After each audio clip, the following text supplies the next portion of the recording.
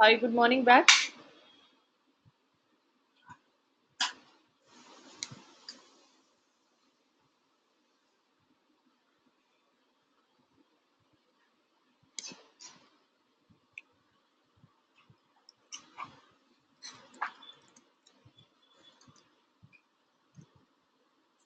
So this is your trainer for this entire social media marketing module, Gauri, and welcome to the first class, guys.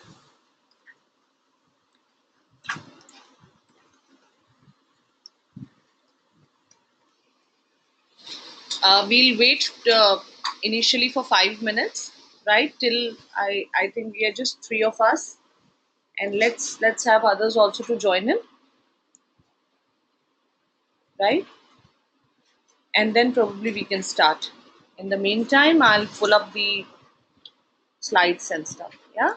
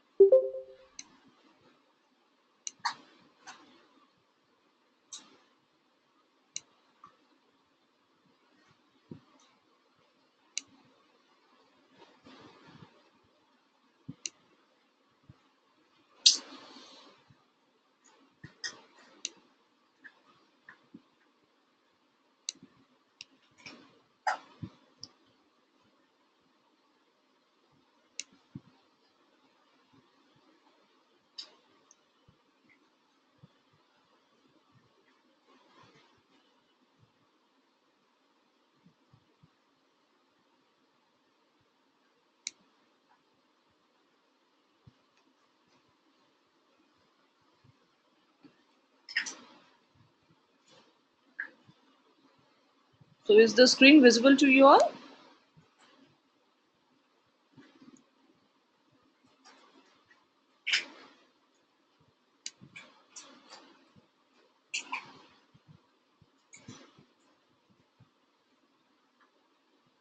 Great.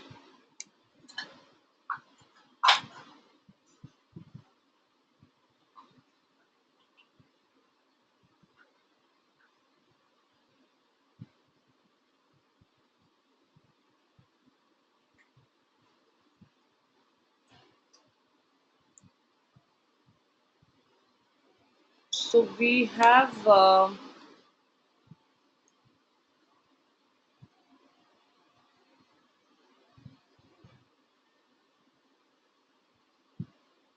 I think slowly people are joining in. So can before we start the class, can we have a quick round of introduction?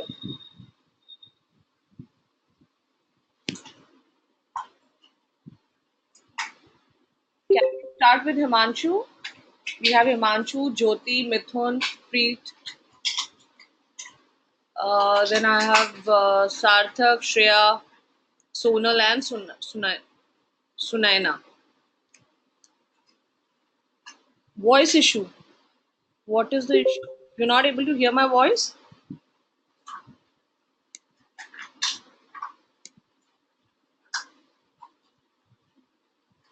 I am very much audible.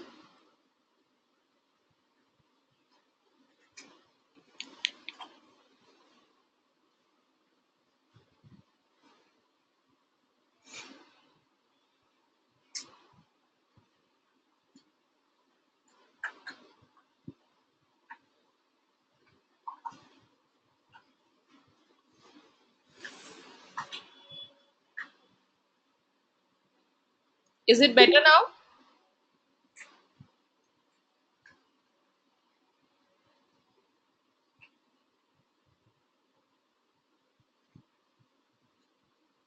Okay, great. So, guys, can we have a quick round of introduction?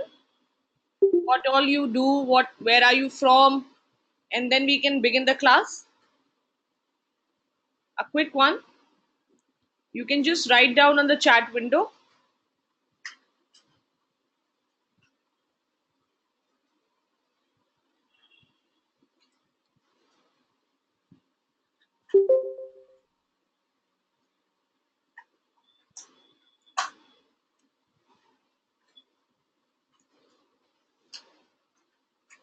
Okay. So Jyoti is a postgraduate from Bangalore, MBA postgraduate, and she wants to start her career in digital marketing. Okay, wonderful. So are you working somewhere or you just graduated from the college?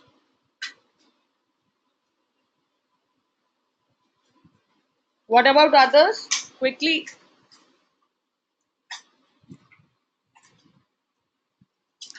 Okay.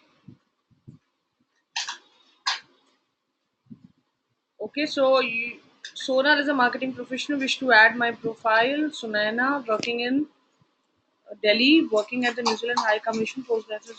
Okay,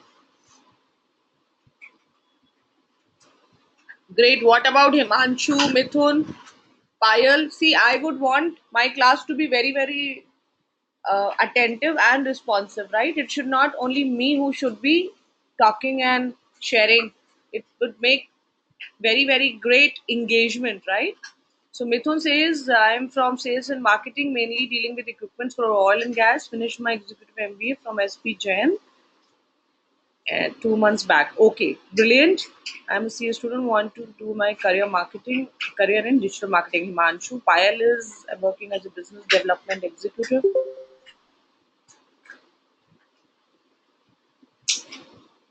Okay, brilliant, guys. A warm welcome to all of you. Sarthak says I am Sarthak, business economics graduate from Delhi, and he's recently left my job at sales business manager at a startup to start an e-commerce business of my own. Okay, brilliant. So, have we covered all? Ural is remaining, and then Sheikh Azumuddin Nadeem.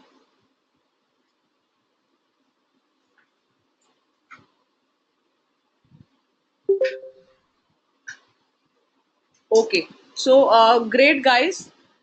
Just a quick round of introduction from my end. Um, I have been into a complete marketing and a digital strategies in, and my career span close to 16 plus years of experience now, and which has largely been into digital. So I have been at par at various roles with various agencies, have handled multiple brands, and have kind of worked with brands like Nestle. I have handled their products. The hashtag Mary Maggie campaign, which was the comeback campaign for Maggie, was done by me and my team. And have handled Adidas. I've managed their digital mandates. Cargill. So all such kinds of Hevels I've done, and such kinds of clients have been managed by me. Currently, I head the digital brand salience, that's the brand advocacy, as well as the digital marketing for Fab India. So, as well as teaching and uh, doing digital workshops, training is my passion. And so I'm associated with Digital Vidya. I have been, I think this is my seventh batch, and started up quite quickly. And in fact, it's picked up, and that's really, really nice to kind of interact with you guys, share my experiences on clients, what I've worked, and then this is how we, and really nice to kind of impart knowledge and share your experiences. I would love to share my experiences, how I have handled a business problem, right, in my work schedules. So wonderful, and I welcome you guys on board. And we would be having 5 sessions for this entire module. And we've started up from today's is the first class. Your last class is going to be 7th July, right? So there's an extension there in mid. I'm traveling, so there's an extension there in the gap. So I've requested the team, digital with their team, to give that leverage, right? So welcome on board and good morning to all of you. Let's begin the class. Today's class is going to be social media marketing, the entire the introduction. Then we will touch upon Facebook marketing, advertising options, and also the content strategy which we deem fit for social media platform. So before that, just a quick one, that if you find any technical issues or no any errors in terms of not able to connect to the session, please reach out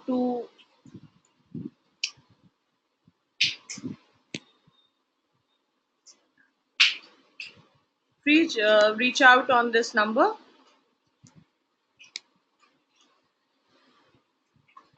Second.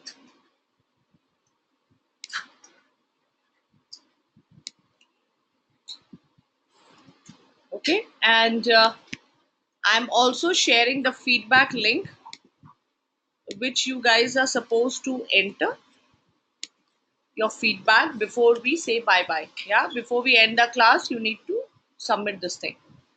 So brilliant, let's get started. And let me first pull out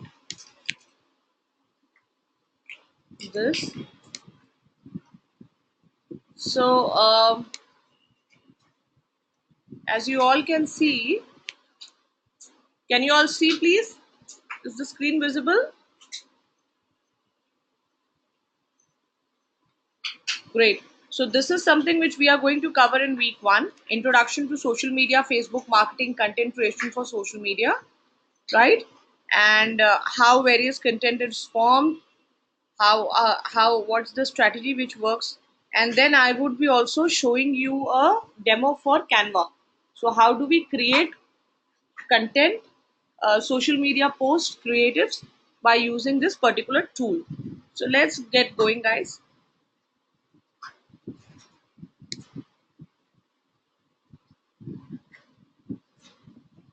So by the end of this section, you would have covered why should marketers care about social media, an introduction to various social media platforms, Facebook marketing terminologies which are quite common and often used, the Facebook newsfeed algorithms and how it works, what is organic reach on Facebook, why it is very low for most brand pages, and how to deal with it, right? So by the end of the section, you will learn how to approach content marketing on social media, the psychology of social sharing, measuring my content effectiveness, what different brands have done, and how they have created share worthy content for social media, and what are the online tools which you can help us creating the content for social media. So let's go get going with the introduction. Have we ever thought that why do we even have to care about social media? Don't you think that the print and media and the TVCs works fine for us? Why do you think that in digital marketing you need to know social media? Or let's say, let's put this way, why do you think that you guys are here for this class, for this module? What is the relevance of social media in our lives? Tell me, what is the relevance of social media in our lives? Why do you think that social media is needed? Okay, global reach, wide coverage, and don't you think that social media helps us to be connected with each other?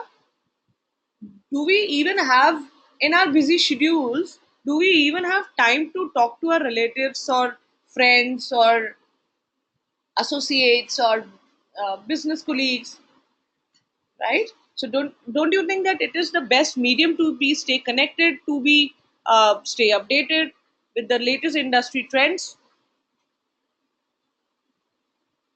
Yeah.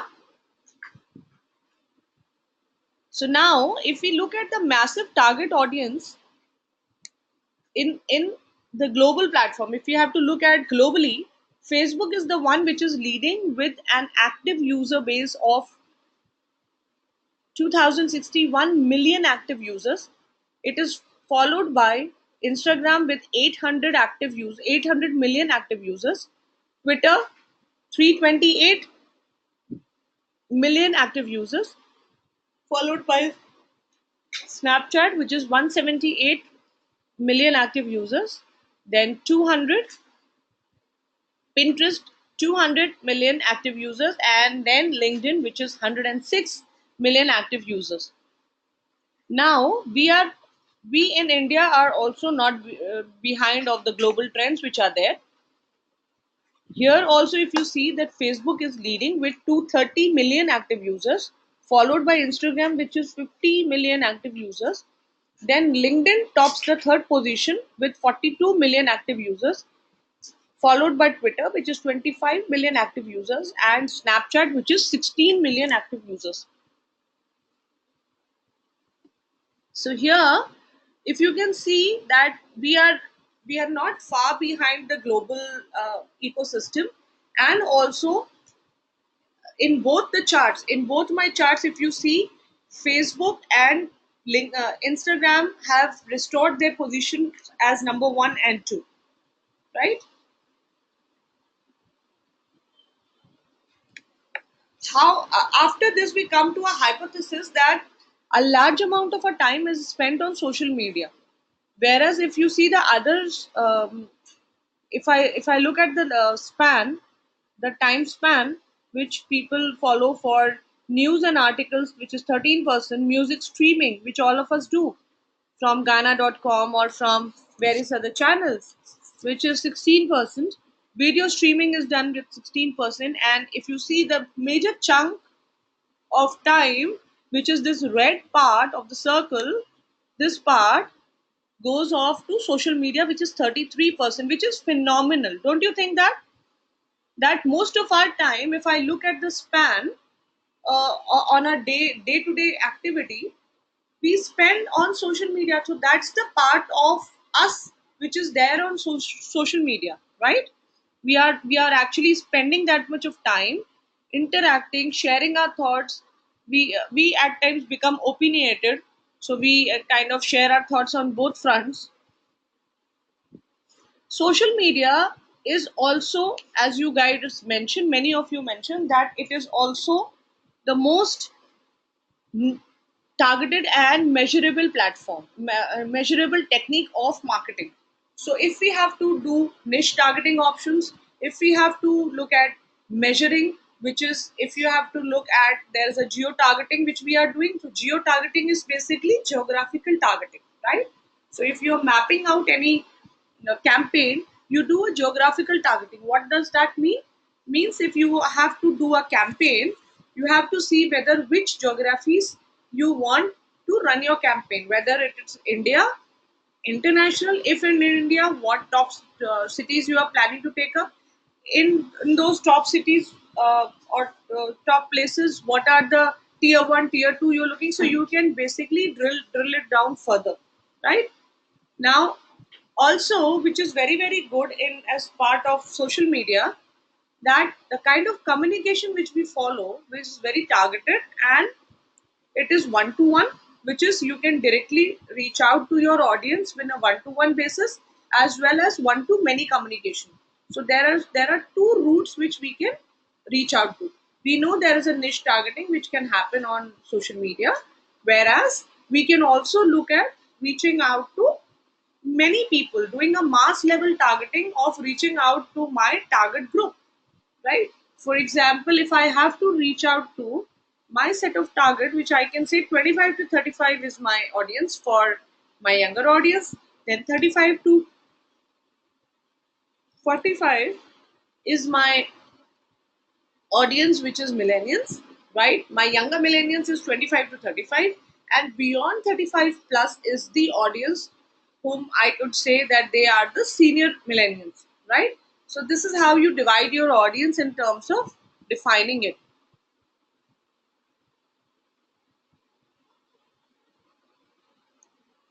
Am I audible to you guys?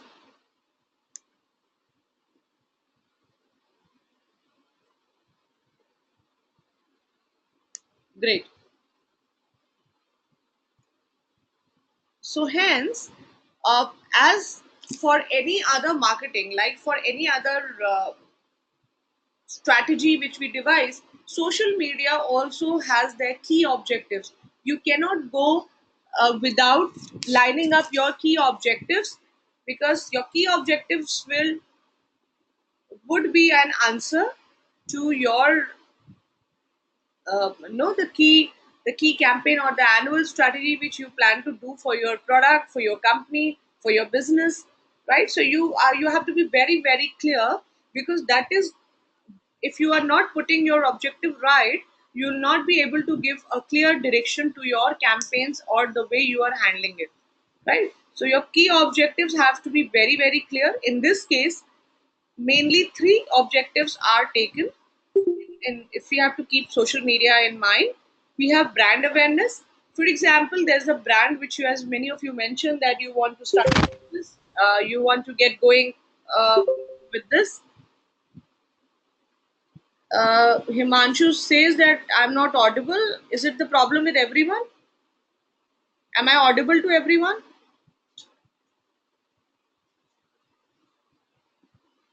Himanshu, Himanshu, I think then there is a problem. I think because everyone is able to hear me. Just check your connection. Have you logged in from web or mobile?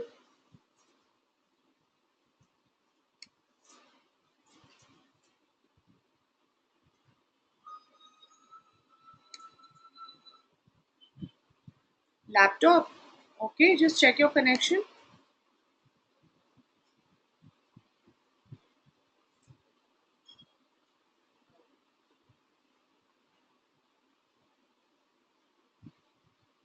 Also, let me just check this one.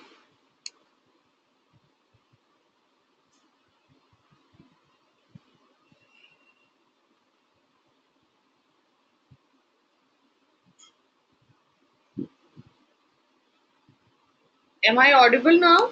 Is it better?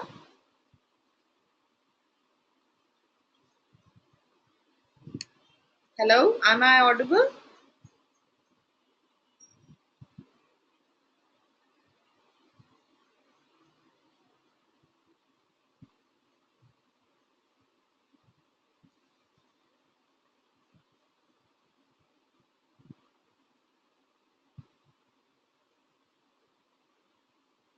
One second.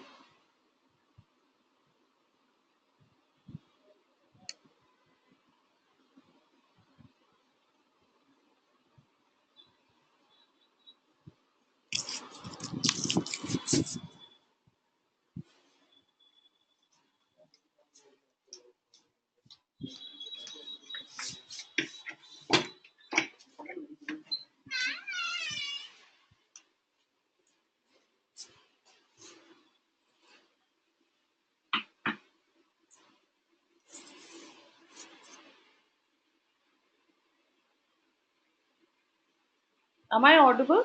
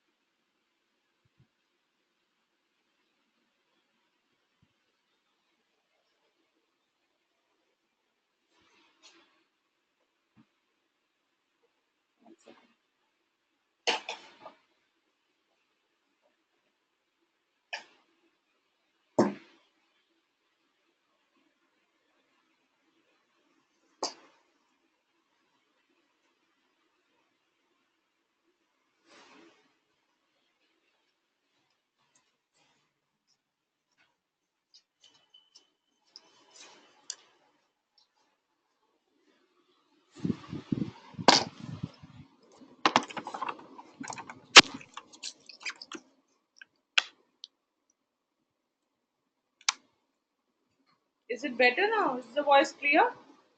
I've just changed the little bit of the network setting. Himanshu, is it clear?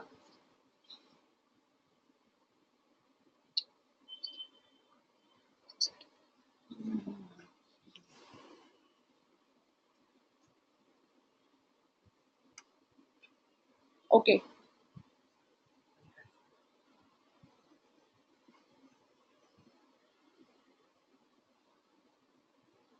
So I've just changed the network setting. Let me know if it's still a problem. Just ping me. I'll just look at it.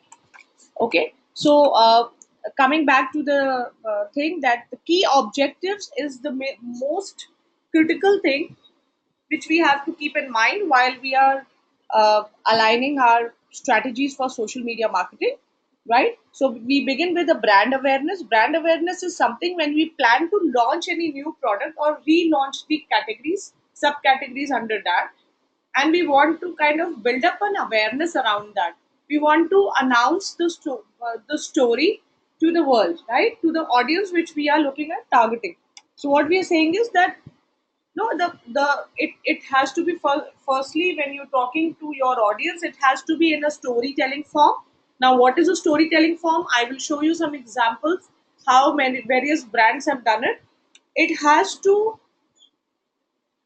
come out in such a way that it actually connects with your teaching, right? It has to strike a chord with your audience who are actually listening to it, and they get associated with a brand first.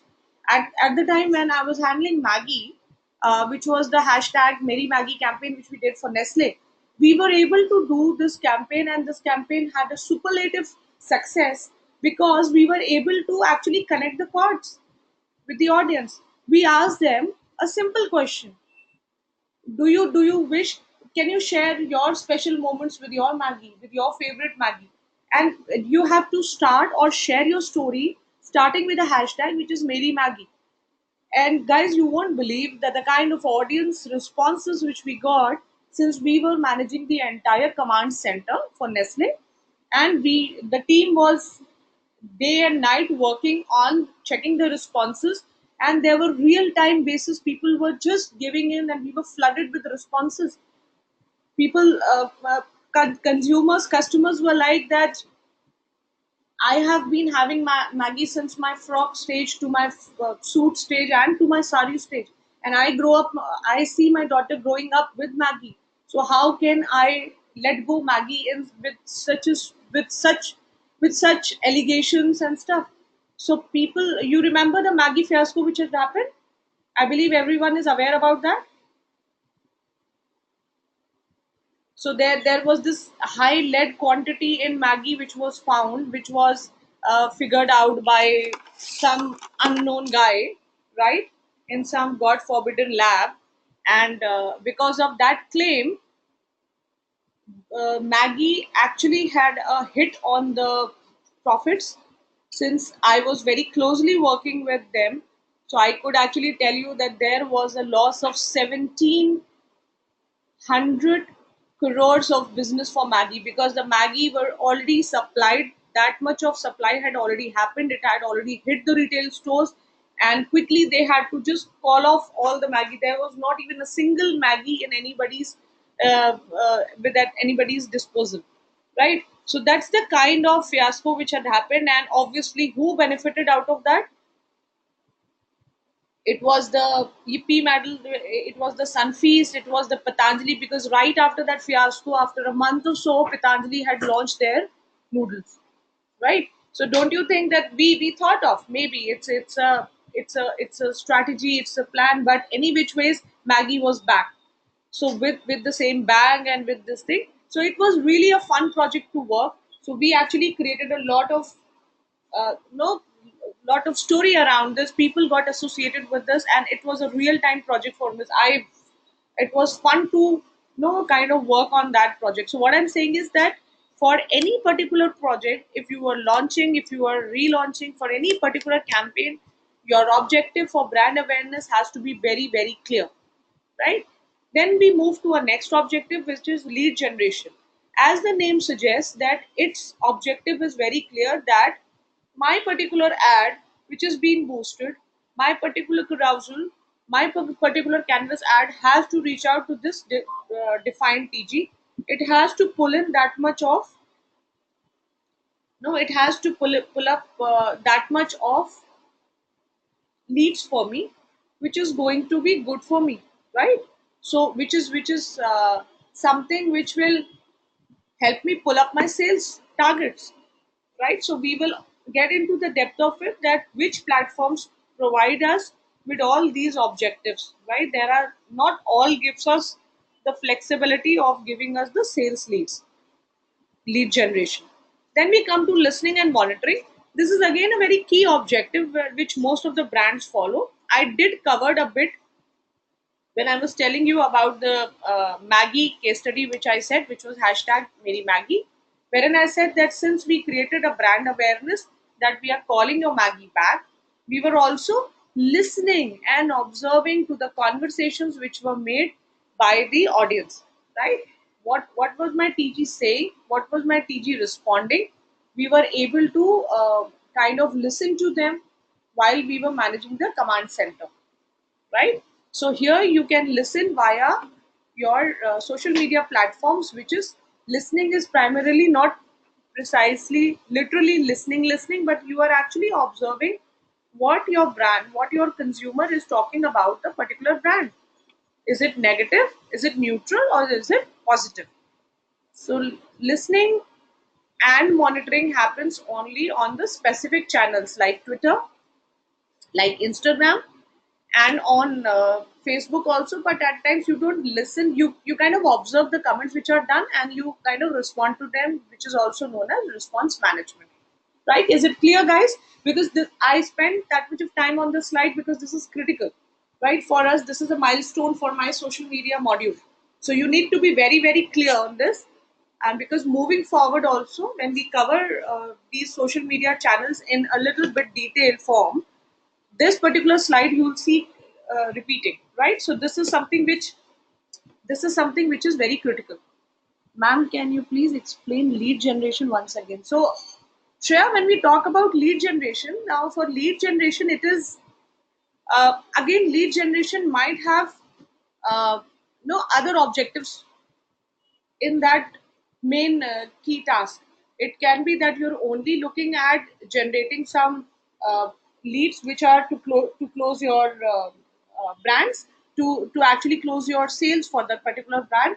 You're also looking at some acquiring some new customers, right? You already have a set base of new customers. You are looking at acquiring new set of customers. So that again is customer acquisition. So that will again come under your lead generation, right? Then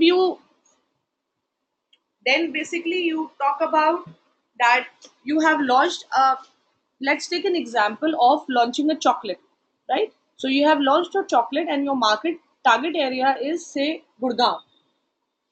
In Gurgaon, you have taken the TG to be 25 to 35 years of age, right?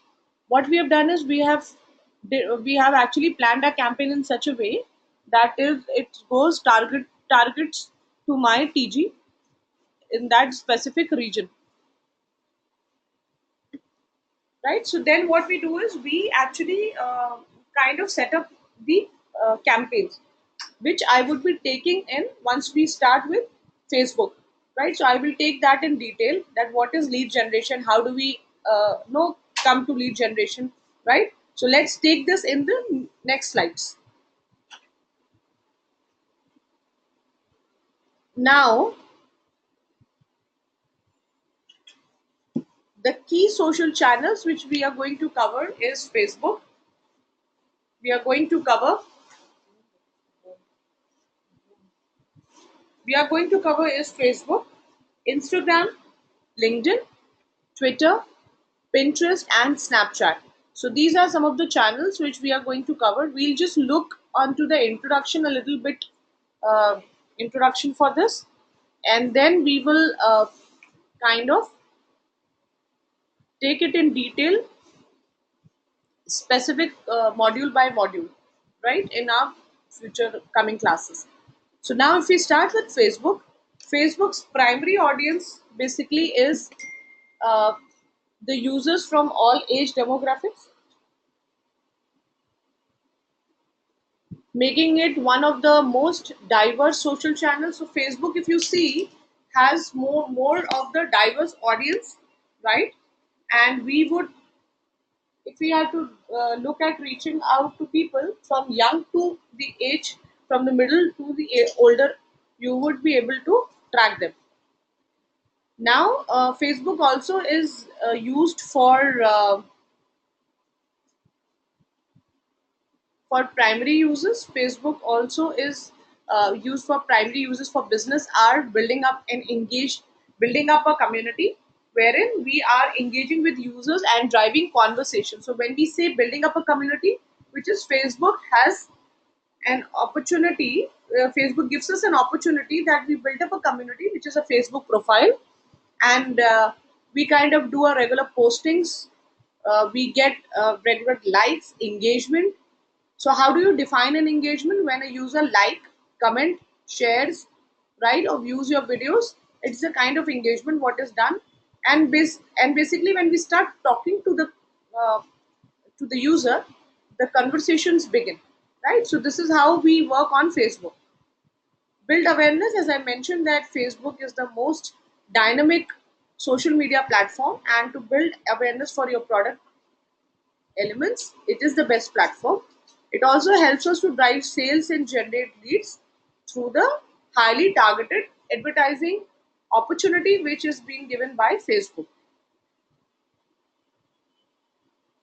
So guys, any questions so far?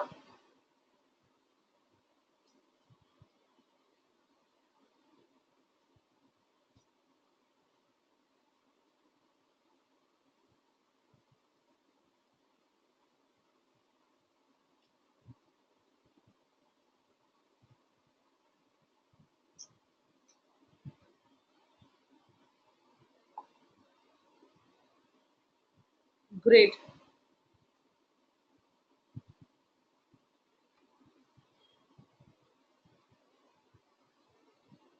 So now we move to Twitter.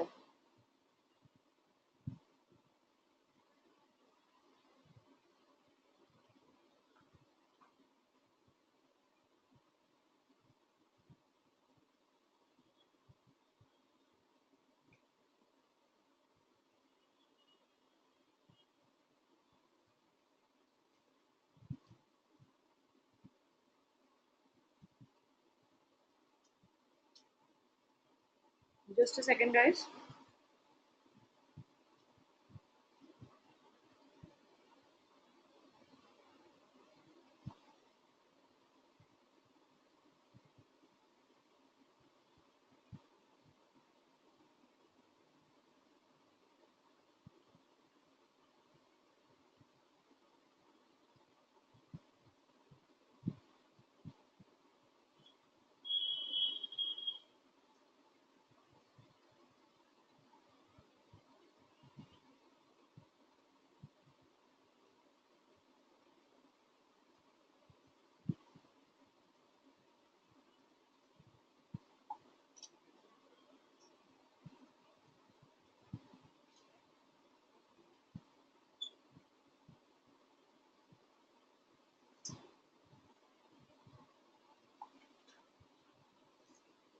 When we come to Twitter, My Twitter's primary audience is very young, if I have to compare, but it is not the youngest like we talk about in Snapchat.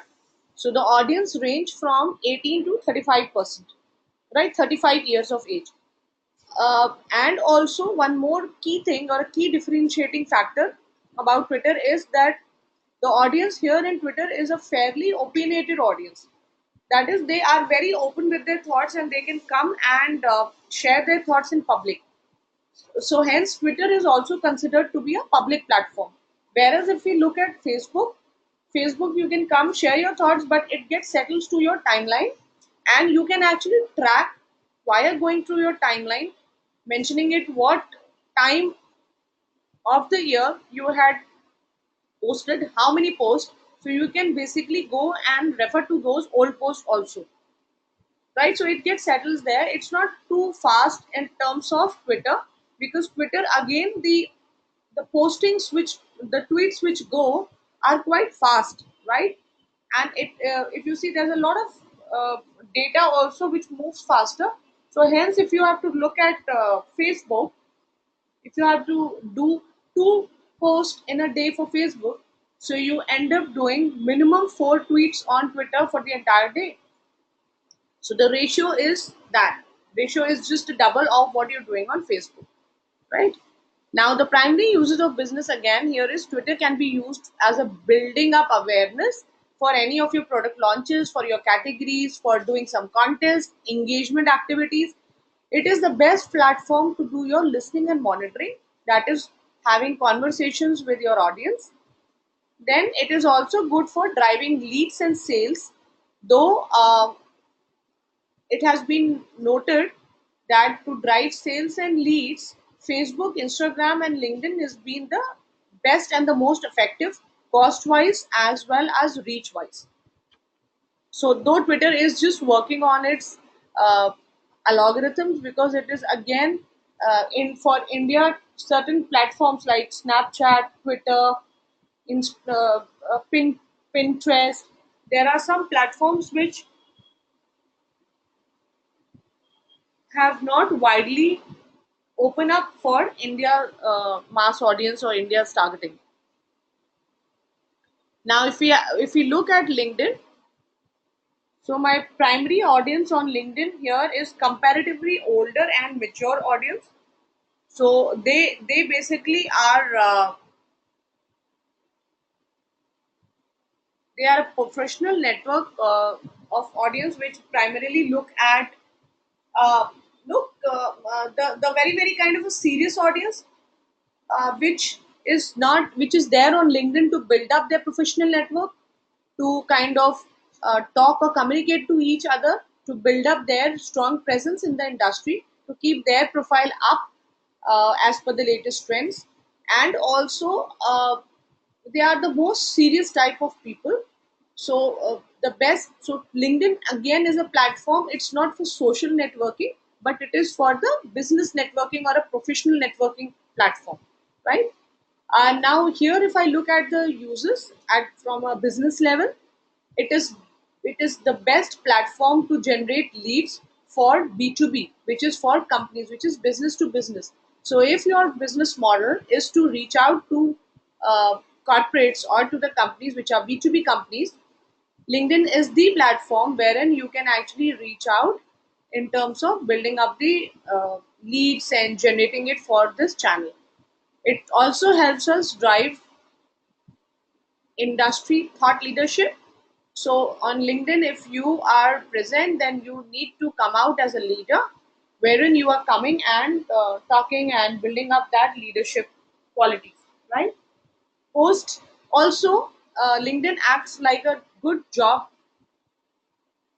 opportunity advisor or a seeker, which means that if you are looking out for a job opportunity and if your LinkedIn profile is quite updated, potential employees or the recruiters will see your profile and they will reach out to you, and they will reach out to you in terms of Shreya, what's that? Is that a message which you're who has sent that message?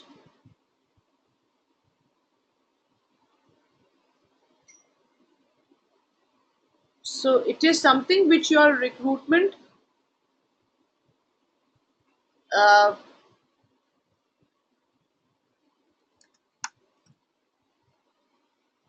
right. So it reaches out to your potential employees, actually your job seekers.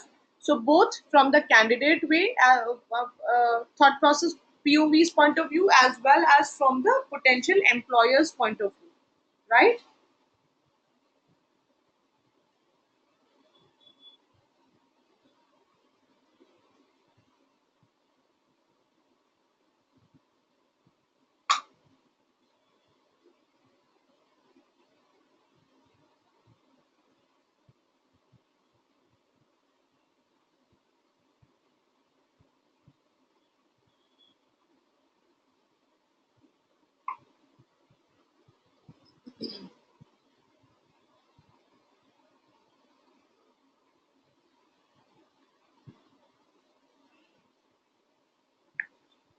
Right.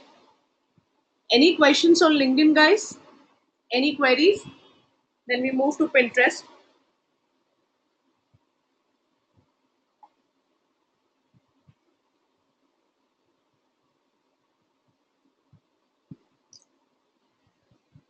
Okay. Now we come to Pinterest. Pinterest is a very, very interesting social media platform. Now, as the name suggests, Pinterest, if we have to break it into two words, the two words are going to be pin interest, which is pin your interest. So that actually explains the platform very well. So Pinterest primarily is a social media platform where you have an online dashboard and you can uh, pin your interested post in a way that actually it gives you an overall a feeling of a board. Like many of us in our office or at home, we have soft boards where we go and put pins, uh, capture those lovely moments by putting the putting images about ourselves, about our family, about how we feel, right? So there are various other things which we can do with this. So now it is Pinterest basically is predominantly a relatively female audience oriented platform because you will find a lot of fashion evangelists, a lot of wedding experts, wedding planners, uh, primarily a lot of DIY projects, which is do yourself, um, applying masks, applying packs, then a lot of cooking options which are available on Pinterest. So you can actually manage a profile that way. You have to share very, very visually appealing content which actually links and drives the traffic to your website or blog, right, for more information. So that's an ideal platform wherein you can actually communicate with your users, ask them that they could come, feel the products, feel the post, and then basically kind of kind of reach out to your blogs as well as your website wherein the traffic is going to be, which enhances your traffic. It also helps you build up brand awareness because the kind of content, the kind of images what you're putting, you are creating those boards would reach out, would have a definite range of interest for your audience, right?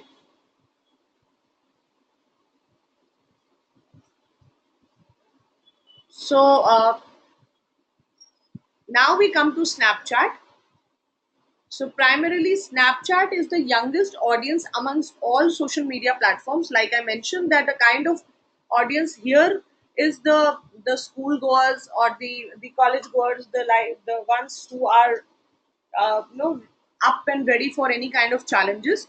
Over 90% of the audience in India is in the age group from 15 to 25. So you can see the kind of audience we have for Facebook and for Twitter and uh, LinkedIn and Pinterest. Snapchat is the youngest, right? So they believe in a lot of new advances, a lot of new this thing, a new way of thought process. They don't believe in stacking their content on timelines of Facebook, right? Here, the thing is this: the difference in Snapchat is that the content remains for 24 hours, so you need to keep on refurbishing it with a new set of content. Now, if I have to look at the business uses, it is believed to be the best storytelling platform because Snapchat is the one which started, they were the pioneers to start the Snapchat story. And then Facebook adopted this as and launched it on the as their first particular inventory when they acquired Instagram. So they launched with the first story inventory as Instagram story. Then Facebook started as Facebook story, and then when WhatsApp was acquired, so then there you have a WhatsApp story, and you can share your story also, right? So basically, what is the story? So you capture some images, you club them together, and it is shown as one by one. You can actually show video also. So story is primarily, if you've seen on Instagram or on Facebook also, there is this circle kind of a thing on top of your profile picture. So that's the story which is being created, right? And it stays there for 24 hours, and then you can change it, and or you have the rest in your friend circle who have posted their story coming on top. In this, best thing is that you can also share behind the scenes and exclusive content with your audience, engaging and interacting directly with fans, so which actually helps you kind of build that rapport with your fans, right?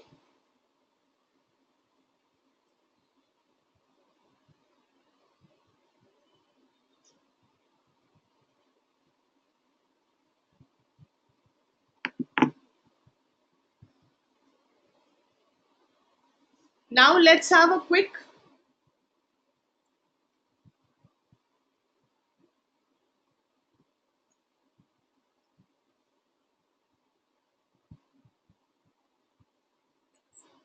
Oh, we skipped that.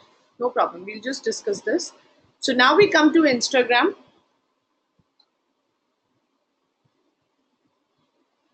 Um, Instagram is considered to be a younger audience as compared to other social media platforms, but Snapchat has the youngest amongst all the platforms, as we mentioned. Instagram also is the mobile only network, so this is the only platform which is which you can access more on your mobile rather than on your desktop or the web version, because on the web version your profile images would be seen as a dashboard images, right? It would look like one neat dashboard, and you will not have the access to share the images with your friends. It is possible only on your mobile. Now the primary users for business is, since Instagram happens to be capturing the audience with the visually appealing content. It has the most uh, beautiful images on this channel to build up the awareness for your products and range. Uh, it is also a build up a community to engage users and drive conversations, which is like when you build up a community on Instagram, and now since Facebook and Instagram are linked together, so you have the common users, you build up that connection with them, engage with users and drive conversations. It also helps you driving sales and generate leads through targeted advertising. So this helps us in kind of generating sales leads via Instagram stories, via Instagram promoted posts, and you define your audience via targeted advertising, right? So, Mithun, coming to your question, YouTube, if I have to look at the key channels, my key channels are these. YouTube is considered, but most of the thing that YouTube, there is particularly a social media channel, but the philosophy behind that is that you can maintain it as a channel. You just have to keep kind of create your albums and keep posting your videos accordingly, right? How to manage it and create or completely set it up, if I have to look at creating the social media channels, these are the key social media channels which most of the people and corporates look up to. YouTube is quite an uh, social media channel which I believe which normally corporates as well as individuals would love to handle on their own, right? It is quite because at time no one would have that much of videos also on YouTube, and primarily YouTube automatically gets covered because these channels also, if I talk about if I talk about Facebook, Insta, or Twitter, right, even LinkedIn for that matter, gives you the flexibility of uploading the videos, right? So any which ways your uploading of videos and capturing it, YouTube is only a video uploading platform. Until and unless you have lots of video inventory. Voice is breaking.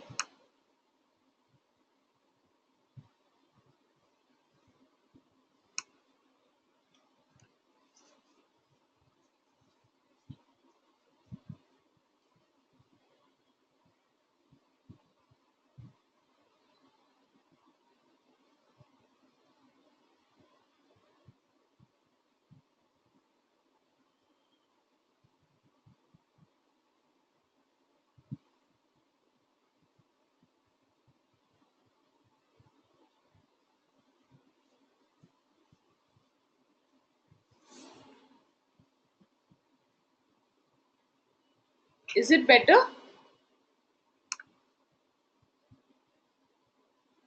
Yeah, my internet connection, everything is better from here.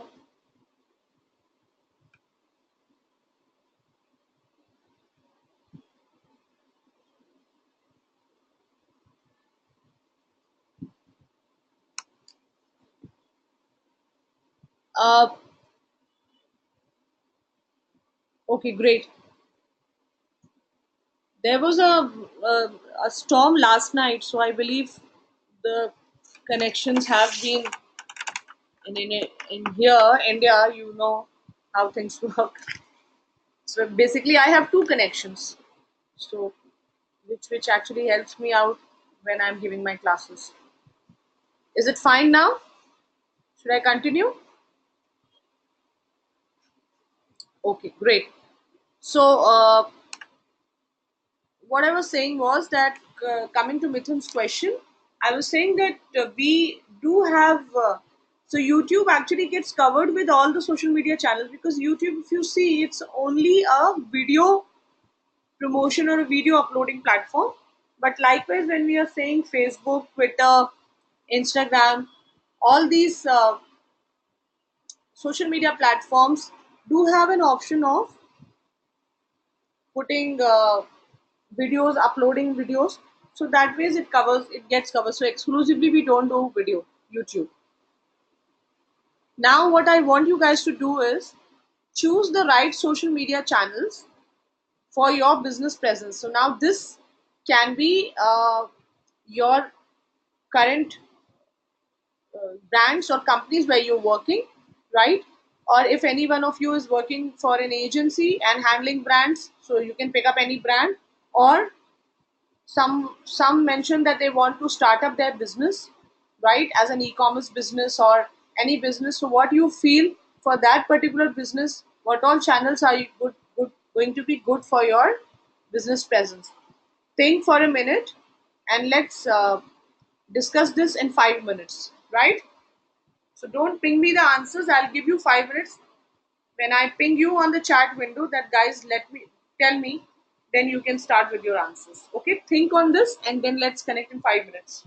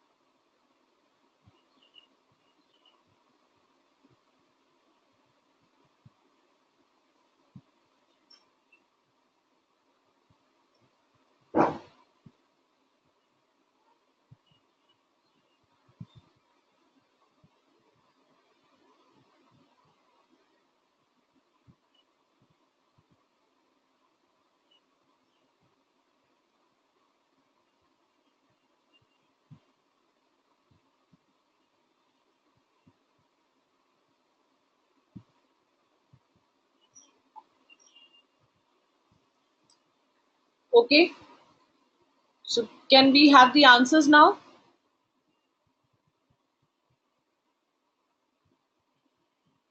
Sonal says for my travel blog, it should be Instagram, Pinterest, and Facebook for my organization, exporters of LinkedIn and Facebook. Great. Okay. Others?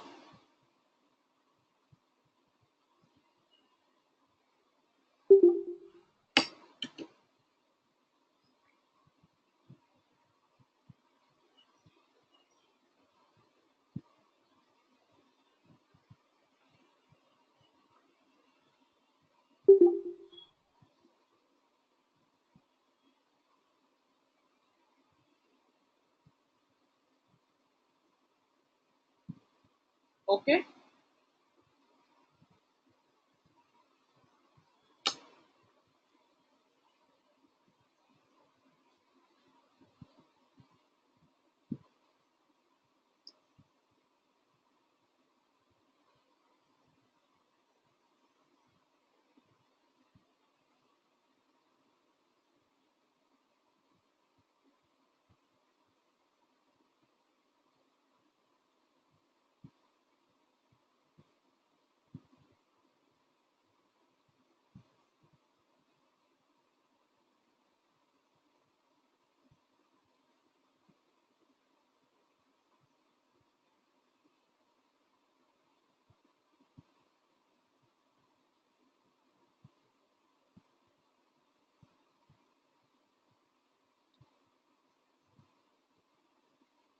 Okay.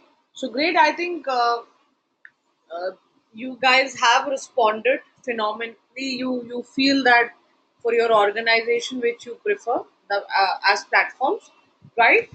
And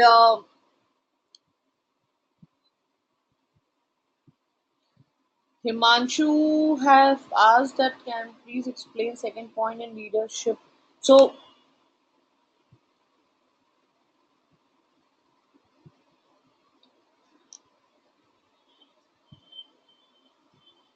Manchu, when we say thought leadership on LinkedIn, which means that if you believe in something, as in if you are a digital marketing expert or you are a sales expert, share that vision, share that thought with others, right?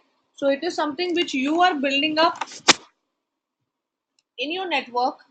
You are building up your presence, your image that quite no, you are quite strong on that network.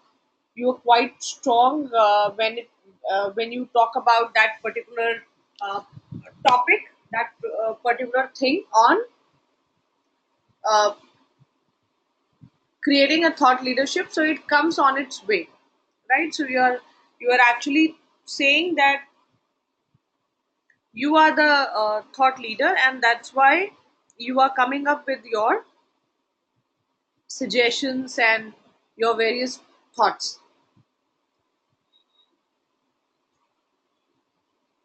Okay, great guys. I think that was lovely to hear the answers from your end. So primarily, people are kind of not listening. As in, I'll say the thing is this, that how as a on a platform LinkedIn is, right. So I'll just show you also, one second. Let me just show you. It is going to be more clear. Now this is the LinkedIn platform. Can you see the LinkedIn platform on the screen? Can you all see the LinkedIn platform? Great. This is the LinkedIn platform. This is the home page of my LinkedIn platform. This is me. Now, if I go onto my profile,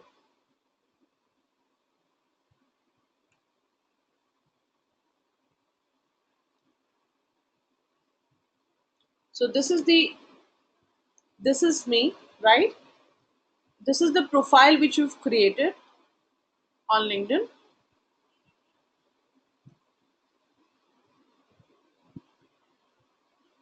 Here is something wherein I'm saying that you actually, like, if you can see the kind of articles or what the kind of postings what I'm doing on LinkedIn is helping me build up my follower base, right? So if you can see that my followers have actually reached out and they are following me in every bits and pieces.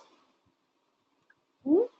So what I mean to say is, like, let me just click here. I am a digital trainer, I am a speaker, I would love to share digital. I've been there in the digital industry, right, to share my thoughts and would portray myself as a thought leader. So this is something which I posted. This is something which I said that digital offer brands cost effective focused approach hota hai with regards to fancy reach versus traditional. Why we think that content is king. So there was this article published here. Effective leadership,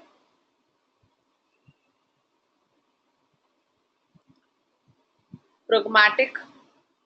We've written about pragmatic buying.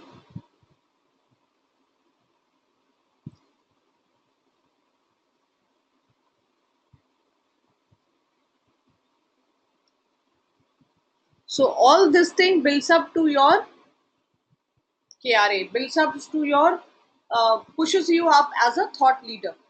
Now, where LinkedIn gives you an opportunity to write is, if you go on to the page, you have an option of write an article. So if you click here, so LinkedIn gives a free platform or a free uh, blogging place where primarily you can actually write your thoughts on. That's a blog. That's a blog which you can create on LinkedIn, right?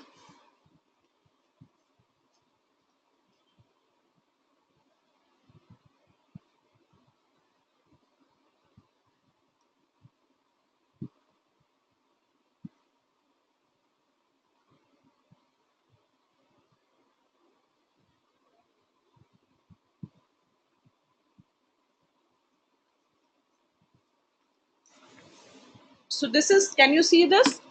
This is something which gives us an opportunity to post up our blog.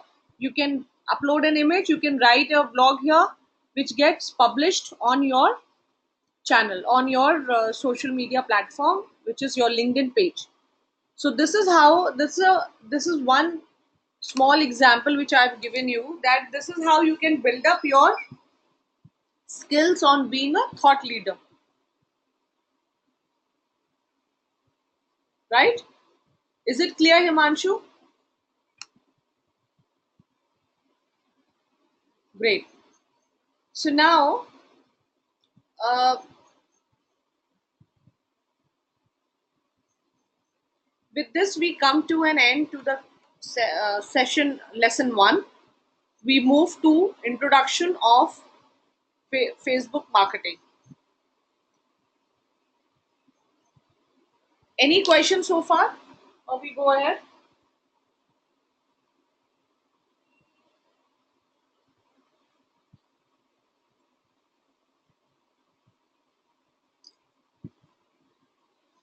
So now if you see on Facebook, there are marketing terminologies which are quite commonly used, which is profile, page, and group, right? So where we say that, what is a profile? So Facebook, we build up our profile, which is a Facebook profile page.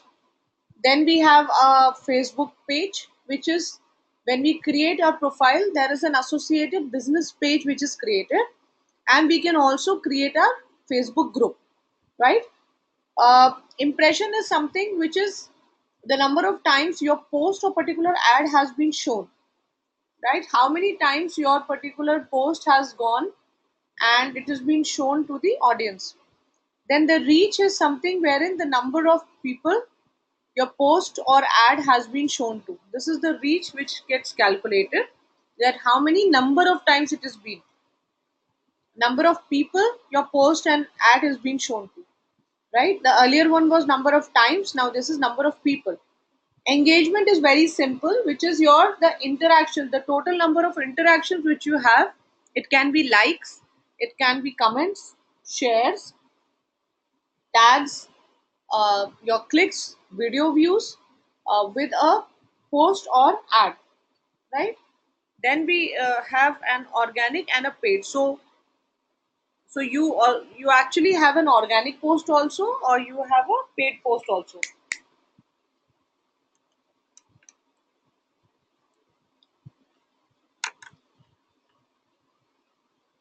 Now what I will do is that I will try to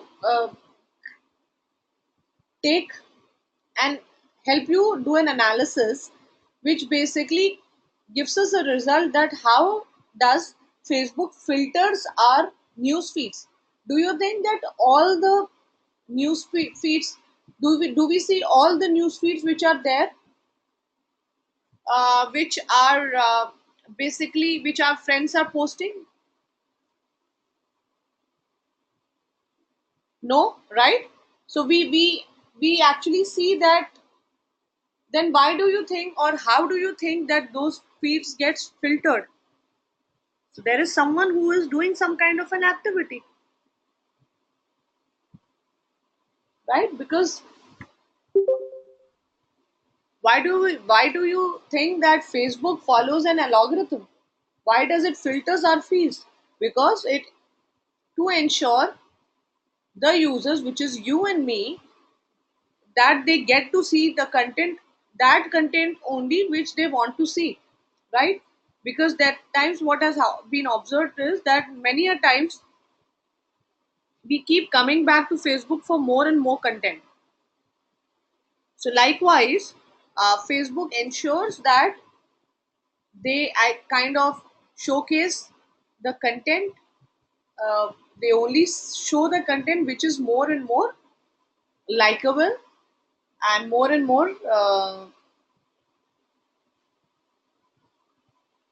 as per the choice of the user. So now here Facebook follows a four-step process to define its algorithm, in which signals are the ones which are the most uh, kind of in most powerful amongst all the algorithm. How Facebook works on the signals, we will cover this. But if we have to look at the other algorithms also, which is uh, the inventory, which is primarily your stories, how many stories have been posted by your friends and your relatives, right? So that becomes a part of the inventory. Then what are the predictions, which is Facebook also kind of understands or works on the prediction on what are you going to like, what are you going to comment on these stories, and score. So what is going to be the relevant score for this thing, right? Now, Facebook news feeds, you will be surprised to know that Facebook news feeds algorithm takes into account over 1 lakh signals.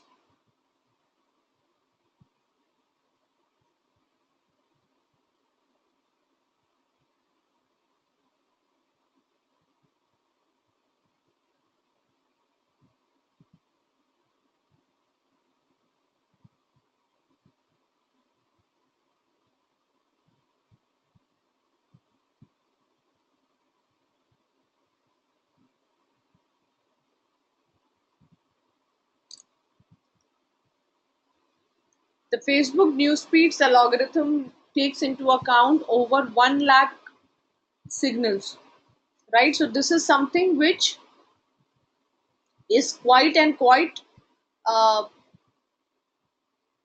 interesting fact. Some key signals which FB considers are, guys, it is still not audible. Am I audible?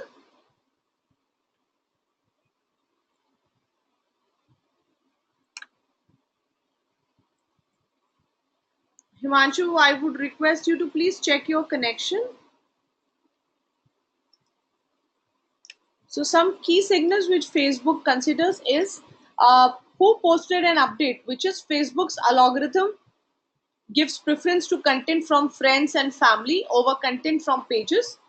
Now, how often the user has interacted with the page posting the update Has he reacted to any negative feedback on the page, right? So this is something which they will keep in mind while you're posting an update.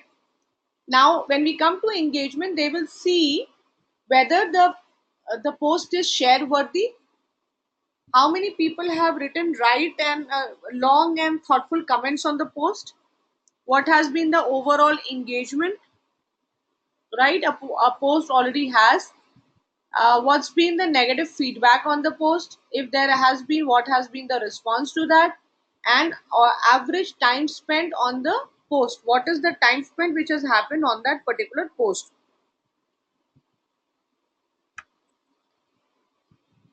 So when we say, when when the update was posted, how recently the post was published, so that's a very critical thing. How many, that actually denotes your time when the post was published, how many friends were tagged on that post, and is, have you recently commented from a friend, what was the recent comment. Then also on the post type, past user interaction with the same post type, right? So what has been the user interaction, if you have to see what has been the comments from the friends, how informative or useful the post is, so you also have to see that how informative the post has been, right? Whether it has been able to capture the interest of the people. Now based on these signals and the content, FB actually calculates the relevance scores and ranks my content accordingly. So now if you see that basis this, they have, this is a, there's an example which is being taken, so they kind of give a ranking into scores. So now these ranks are not visible to us guys, okay? This is worked, this is kept in mind from Facebook's end, and this is done at the back end. So these all these scores are not visible. Don't think that my post will have these numbers on top of this. This is just an informatory procedure which Facebook follows at their end, right?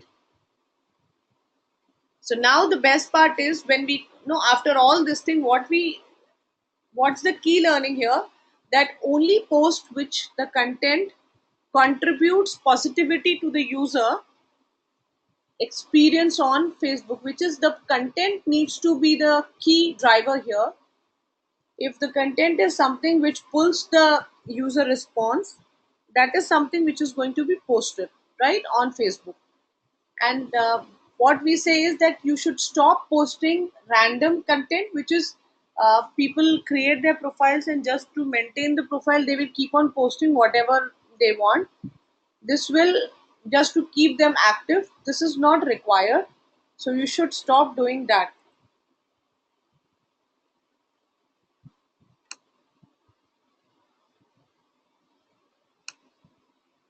Now let's look at the understanding our organic reach on Facebook. So what we'll do is that, what do you mean by organic reach? Organic reach is primarily the number of people who see your content without the paid distribution, right? So you have your Facebook profile and you have kind of created a presence around there, you have created a number of posts, and you want to keep on posting them on your profile pages and on your business pages, but you don't want to boost them, you don't want to use paid promotions to make them reach out to the audience, you are just doing it organically, so that's known as organic reach. Yeah, normally we all do an organic reach on our social media platforms, and if need be we do promotions which is via use of money. So we see that organic reach on Facebook has been declining because over the period it has been now, what organic reach trends is tends to be lesser for brand pages and with a larger following. So what happens is, for the brand pages, if we have to look at the company brand pages, the organic reach is deteriorating. So normally what brands do is they do a combination of organic plus inorganic, which is your paid. So while your post in, if you, there are 5 posts, so if 3 are going to be paid, 2 are going to be organic. So then what happens is that way your organic also gets posted and it gets your reach. So in organic, in Facebook now, organic also is deteriorating. So this, see, if you have a Facebook profile page, that doesn't matter, that will as it is remain organic only. But if you create a business page, you need to have the presence, you need to take the paid promotions to actually reach out to your audience, or the reach will keep on deteriorating. See, Sunena, I would say organic is very, very important for brands, because the sustainable growth or for the brand essence, it is needed that you don't only pump in money for each with each and every post. So that's what I'm saying, that we should, it's the best practice is to do a combination, that for a particular brand post, you do two posts or three posts as organic, and then remaining two posts where you are running a contest or where you want an extra reach, do a organic, primarily, sorry, do a paid campaign. So I'll quickly show you our page also, right? So this is, if I have to get onto my Fab India page.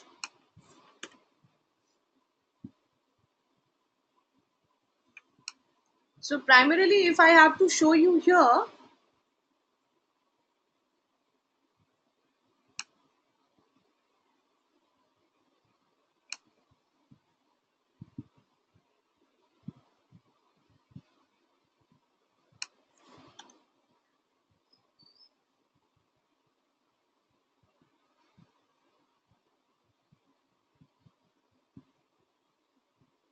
right? So all the posts, most of my posts are going organic. This is all organic post. Okay, these are all organic posts. So in my organic post also, likewise, like a new collection is launched, these posts are capturing a lot of, there is like organic for shares and stuff. So most of my posts are getting covered organically. Like this again, since it was a video, right? This was a promotion video, and which we have got 21 shares, which is organic, which we plan to boost it to kind of get the most reach.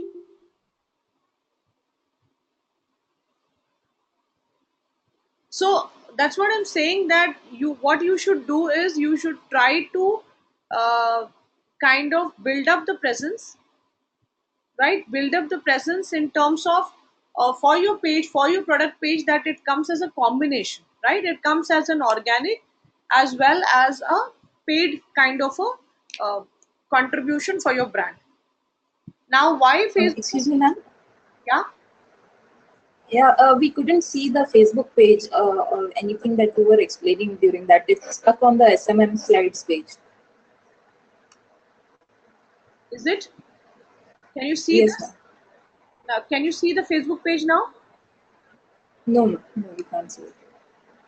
One second.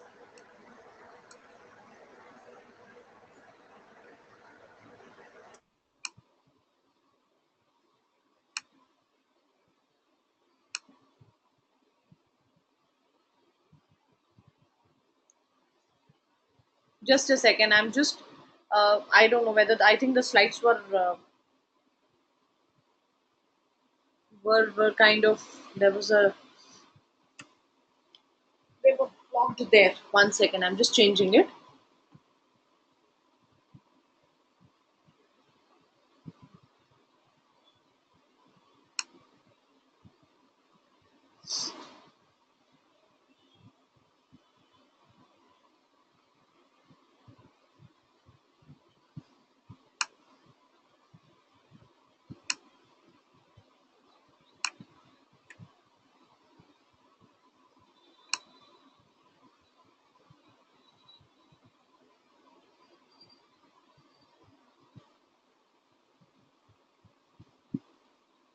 What's the problem?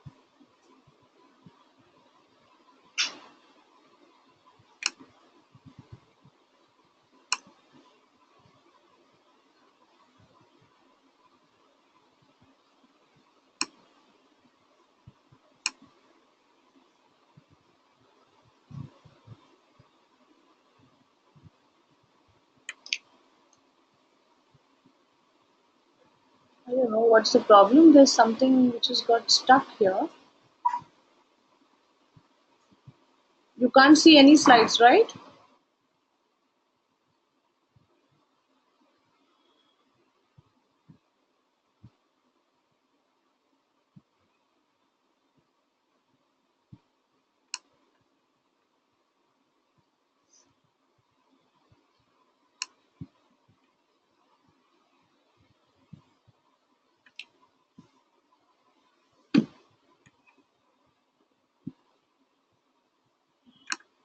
Let's do this thing.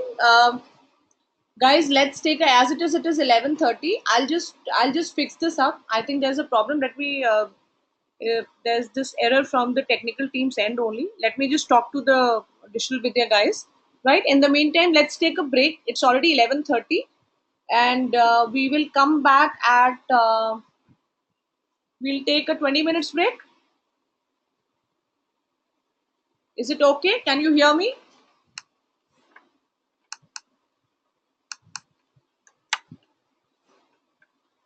guys? Can you hear me?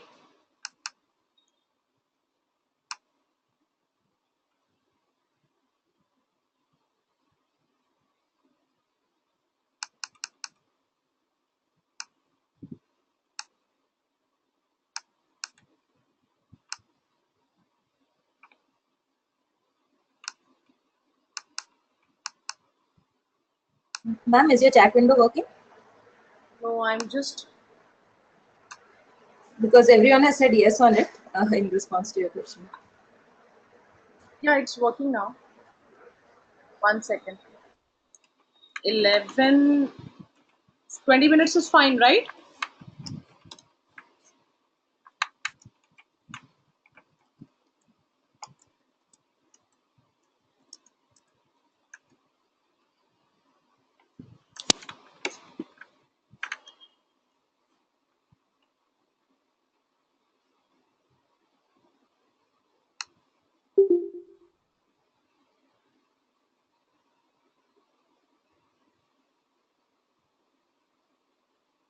I can't see any messages, Sunaina. Have you guys responded? I can't see any messages.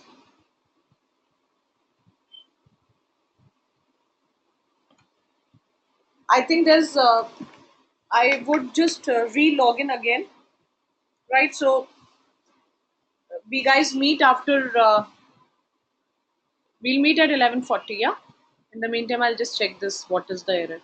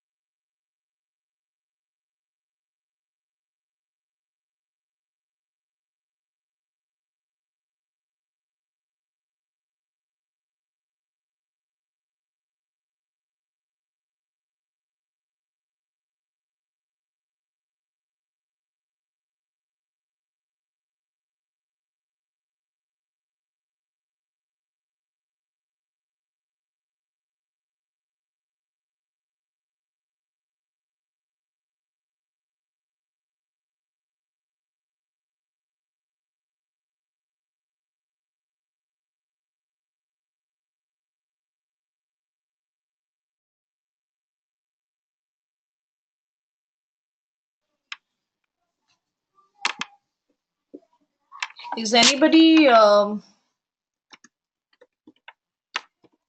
the screen? Can you see it, guys? Now.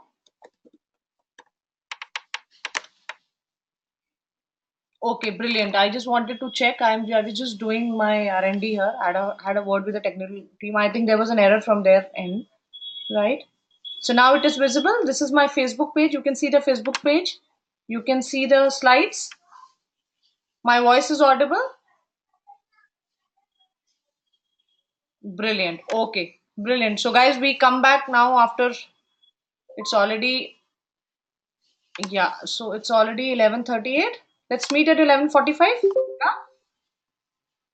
Okay, chalo. See you.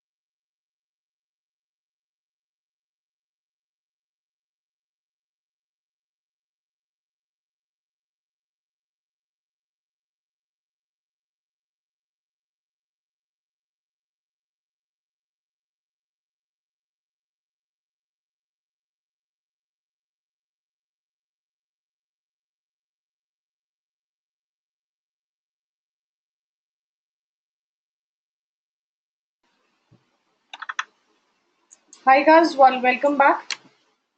So, is the screen, my voice, everything is sorted? Is the screen visible? Great. So, I'll just quickly show you what I was telling you. Now, can you see the Facebook page? Tap into your Facebook page. Okay. So, what I was telling you is that we normally do a combination of posts, which is organic versus paid and stuff, right? So, now if you see the kind of post which has been done, these are all organic posts, and what we do is we also keep boosting our posts. Like this video was posted, and we have to boost this post to get maximum reach. So we always do a combination. We boost the organic post and then we boost it, right? Which actually helps us to get the best reach.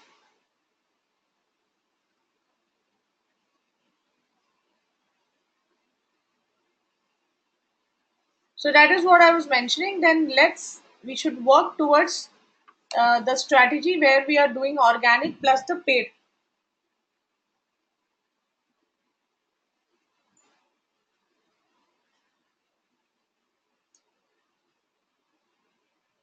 Yeah.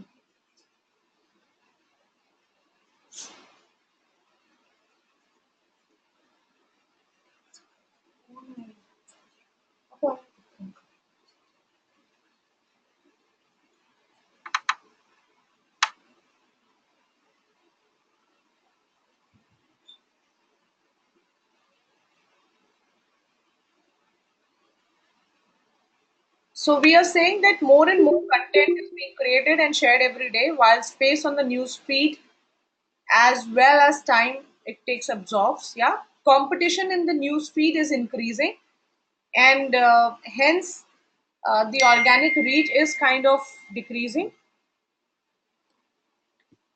The news feed, which has been assigned as per the algorithm, is designed to show each person on Sujit. What happened? Why are you sharing your number? Each person on Facebook only content that most relevant to them. This finally this actually ensures that people are more active and engaged with stories that appear on the news feeds. So then we say that it is pay to play platform, that now it has become more because organic reach is decreasing. So we're saying that if you really want to reach your target audience on Facebook, you have to supplement your organic efforts with some kind of paid advertising, right? Like creating, sharing awesome content, then promoting it through ads and reaching out to the right audience. When the audience shares the content, it will gain the organic reach, right? So now we come to creating the content for social media. So what I will do is quickly that I will play on some videos first, show you the kind of content, and then come to these slides, right?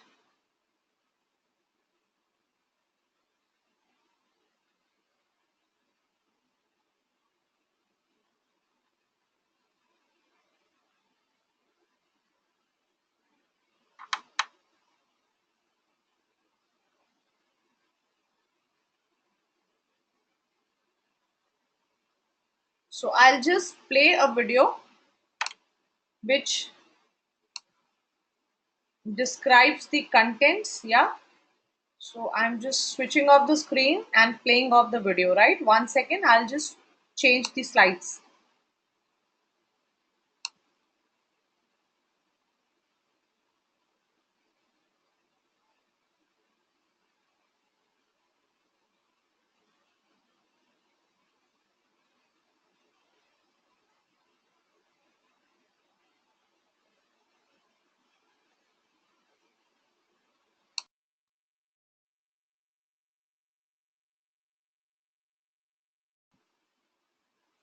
Is the screen visible to you all?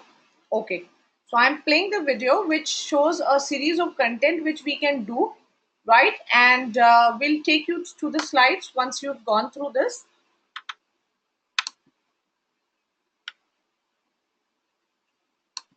LinkedIn, or any other social network for that matter. A lot of the time that you spend on these platforms is spent consuming content, which could be images, videos, articles, created by either your friends or by pages that you follow. Content forms the basis of any social media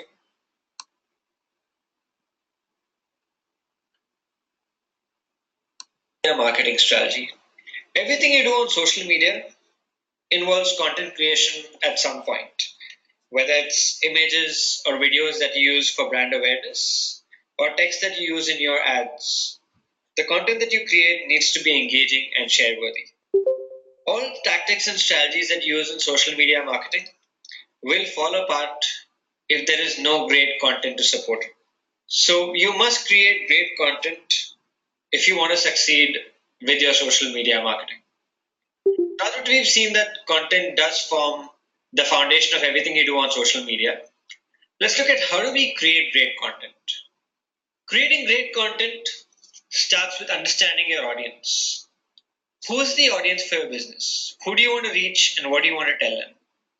If you don't know who your audience is, how will you know what content to create for them? How will you know what content would they find engaging? How will you know what content would they find valuable? Which is why it's extremely important for you to clearly define who your audience is, not just their demographics, but also their behaviors, their psychographics, what problems would they face on a day-to-day basis, how can you solve their problems with the content that you create, how can you entertain them or engage them with the content that you create, how can you add value to their lives with the content that you create. Right, so understanding your audience is the critical first step to content creation. Next is, like I said, once you know who your audience is, you need to clearly define what kind of content would they find useful, fun, and valuable on different social media platforms. So once you have these questions answered, you'll be better placed to create content that your audience would actually share and comment on. To help you understand the approach to content creation better, let's do a quick activity. So what I want you guys to do is to put down the top 5 activities that you as a typical user do on Facebook. Now, all of you are active Facebook users. What makes you go back to the Facebook app so many times a day? What makes you open the Facebook app so often? And once you open it, what are the top 5 activities that you really do? Right, so what I want you to do is pause the video, think through this. I hope you have a pen and a notebook standby. So for the next 5 minutes, forget that you are a marketer. Forget that you're here for a social media marketing course. Think like a typical user and put down the top 5 things that you as a typical user do on Facebook. The top 5 things that make you want to go back to that platform so many times a day. Right? So pause the video, put down these 5 activities, and then you can play the video and we'll discuss it. Great, guys. So hope you've put down your top 5 activities. So I've asked this question to thousands of people across hundreds of sessions and workshops. And what you're going to see on the screen now are the top 5 activities that I always hear from people. So what I hear from people is one of the first activities that they go back to Facebook for is to connect with their friends and family, see what their friends and family are up to. Next, they share their own updates, their own pictures, check in to places. So tell their friends and family what they are up to. People also want to stay up to date with news, interesting articles, stay informed, know what's happening around them. The other thing that people want to do on Facebook is to get entertained, watch videos, share them, basically what you call time pass. And people also use Facebook to chat with friends on Messenger, play games, also wish friends on birthdays. So these are the top things that I get from the thousands of people that I've asked this question to. And if you look at the list, if you look at each of your activities that you've put down, you'll see that it'll more or less be the same. And like I said, I've tested this across thousands of people. And these are almost always the top 5 activities that typical Facebook users do. And these are the top 5 reasons that people keep coming back to the platform. Now, the purpose of this activity and what I want you to understand is that virtually none of you would have put down in your top 5 activities that you come to Facebook because you want to see what brands are up to or what a brand has posted or you want to shop. That's not the primary reason you come back to Facebook, right? Of course, you might come back to Facebook for these 5 reasons. In the process, you might find a great brand post and engage with it. In the process, you might find a great product that you like and you might go and shop. But that is not the primary reason you come back to Facebook, right? Think about it. If Facebook was only brand content, only content from business pages, only items that you could shop, would you as a Facebook user come back to Facebook as many times as you come back now? Obviously not, right? You come to Facebook primarily because you want to connect with your friends and family, share your updates with them, read news, watch those fun videos, wish friends on birthdays. In the process, you find brand content, you engage, you find stuff to shop, and you go and shop. Right? So the key thing here is users do not come to Facebook primarily to engage with brand content. They come to Facebook to have fun, to stay informed, connect with friends and family. Right? So the point here is, as a marketer, when you create content, remember that users only engage with content which adds value to their lives. And when we say value, it doesn't only technically mean improving the quality of their lives. It could be anything that makes users think, have fun, enjoy, get entertained, learn something new, make them connect to people they know, relate to something, trigger an emotion. All this is value. So, the key approach to content marketing on social media is be social, think like a user, not like a marketer, and always focus on adding value to your users through any content that you create. This is one question that I tell everyone to ask themselves before they post anything to their Facebook brand pages. Right? Always ask yourself, if you were the target audience for your brand and you saw that piece of content in your own Facebook feed, would you really find it fun or valuable enough to share it with your friends? Would it trigger you to click that share button? If the answer is yes, only then does that content deserve to be published on your brand page. If your answer is no, I wouldn't really care about this update, I would probably just scroll past it, I wouldn't even like it, forget sharing it, then that content does not deserve to be posted on Facebook. Right? Like I told you earlier, average content does not cut it on Facebook at all.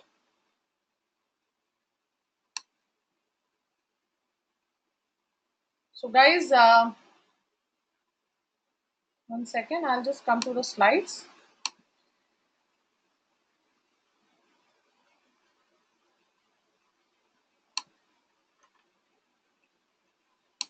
No, Sunal, the video was playing perfectly.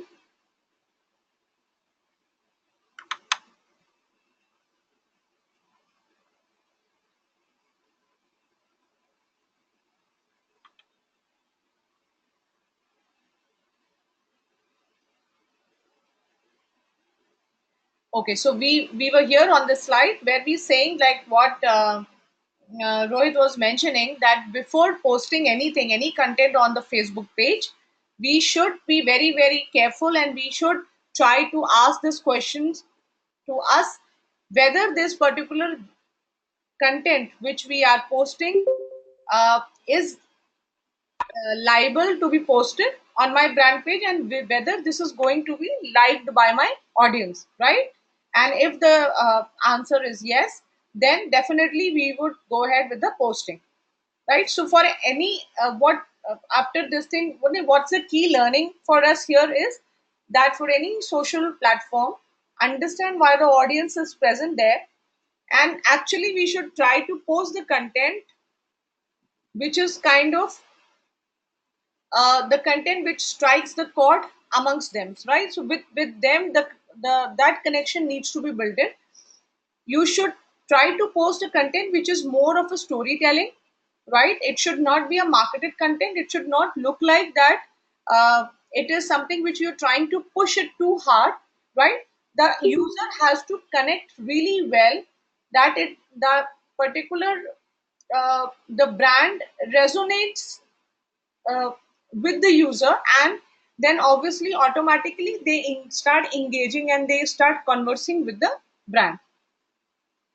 Focus on creating useful share worthy content. So this is something which wherein you have to have your focus on, right?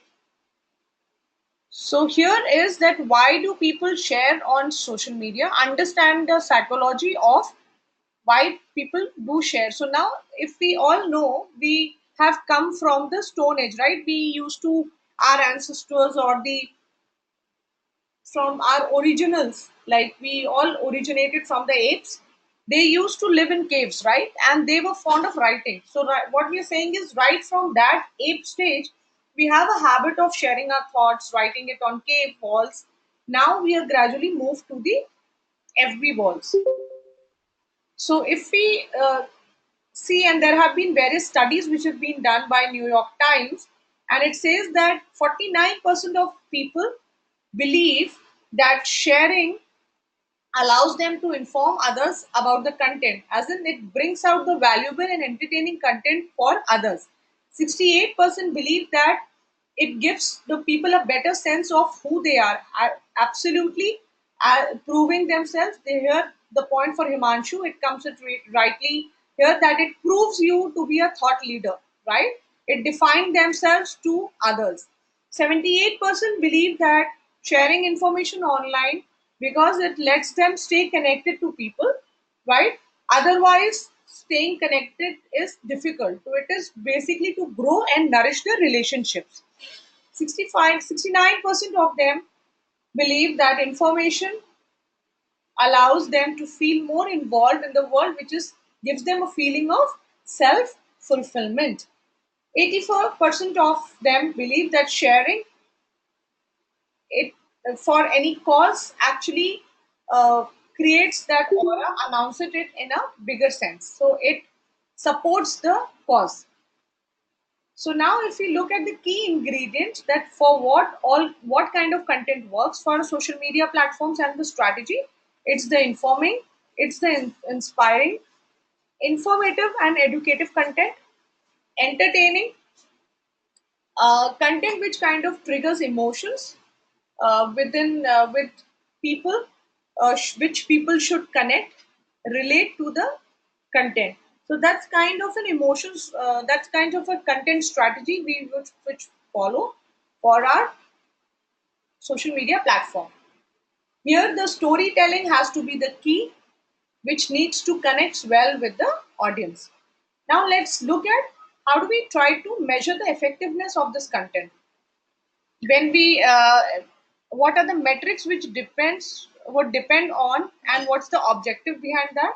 So if the objective is brand awareness and engagement, what is the likewise what are the metrics, which is number of shares, number of comments, video views, number of likes, post clicks, cost per engagement, and fan follower growth, right? So this is something which is the kind of metrics algorithm which we follow for our creative, for our content, for our social media strategy. Now if we have to look at the objective being traffic, generating traffic, leads or sales, then we have to look at the metrics mediums as link clicks, quality of traffic, quality of traffic on which is time on page, bounce rates, and leads and sales which have been generated. Right now, I would take you through some of the engaging content pieces which most of the brands have used. First comes is the Zomato ad. Check this one and read the content and share. This will come under the fun and relatable content piece. So share your thoughts. What do you feel about this creative, and why do you think that it garnered so much of shares?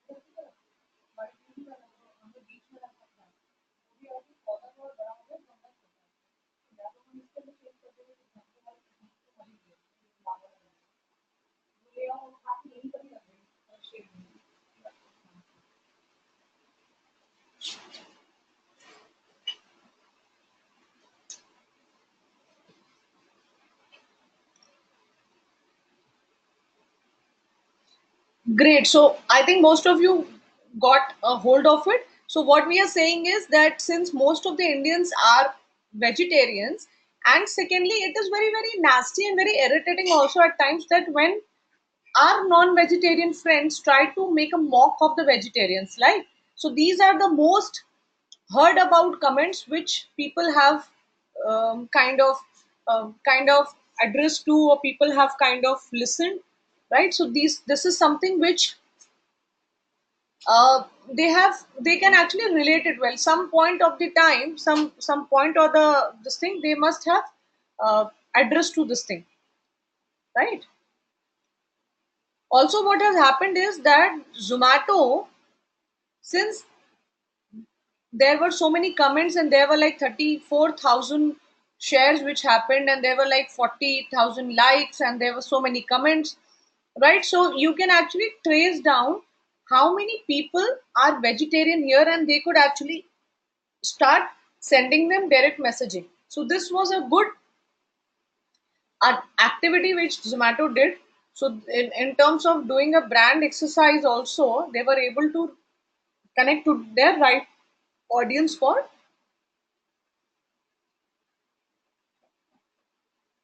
right audience for this thing for vegetarians. Now we come to another category of content, which is fun, humorous, and relatable content, which is being done by happily unmarried. So now these guys, they keep coming up with they have merchandise and stuff, and they actually tonality is very very humorous, right? So they have taken andaz apna apna, and most of us have seen it, and the movie was really really kick-ass when it comes to humor. And what they've done is uh, they have taken nice captions from the movie, and they have captured this at the form of images.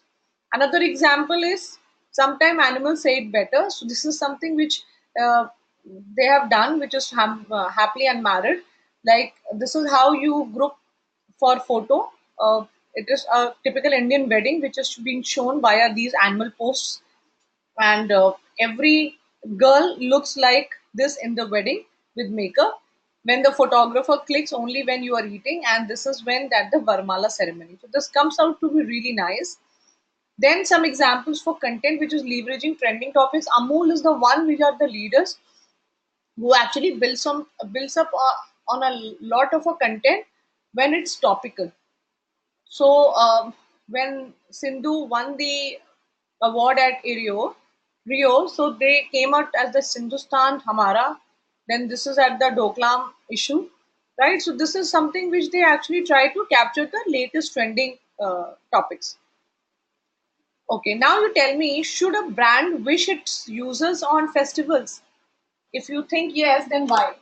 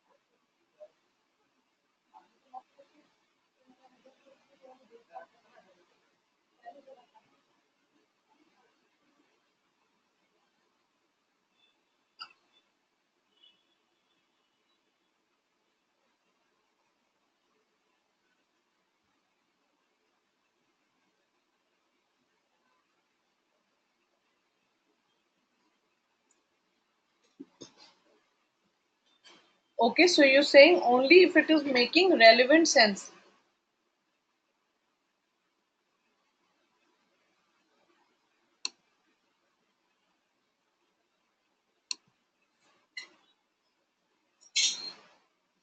Right. So what we are saying is that it has to make that kind of presence felt, and it needs to come out really well in terms of what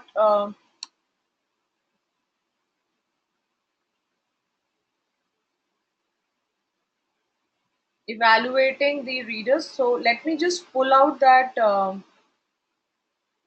I'll show you the video. 1 second. Right. So how many comments are you able to generate, or how many people?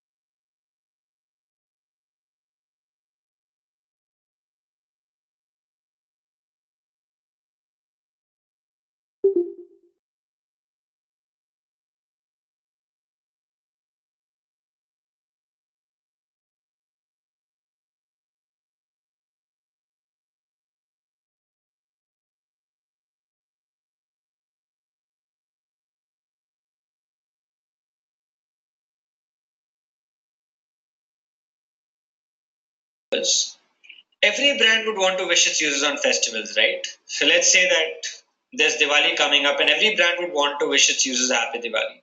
Let's say there's New Year's Day coming up, and every brand would want to wish its audience a happy New Year. Now, with so much of content being created by so many brands on these festive days, which content would users get to see, or which brand would get the most visibility in the feed? Think through this. So many brands trying to get their wishes out to their audiences. Which brand is going to get visibility? Going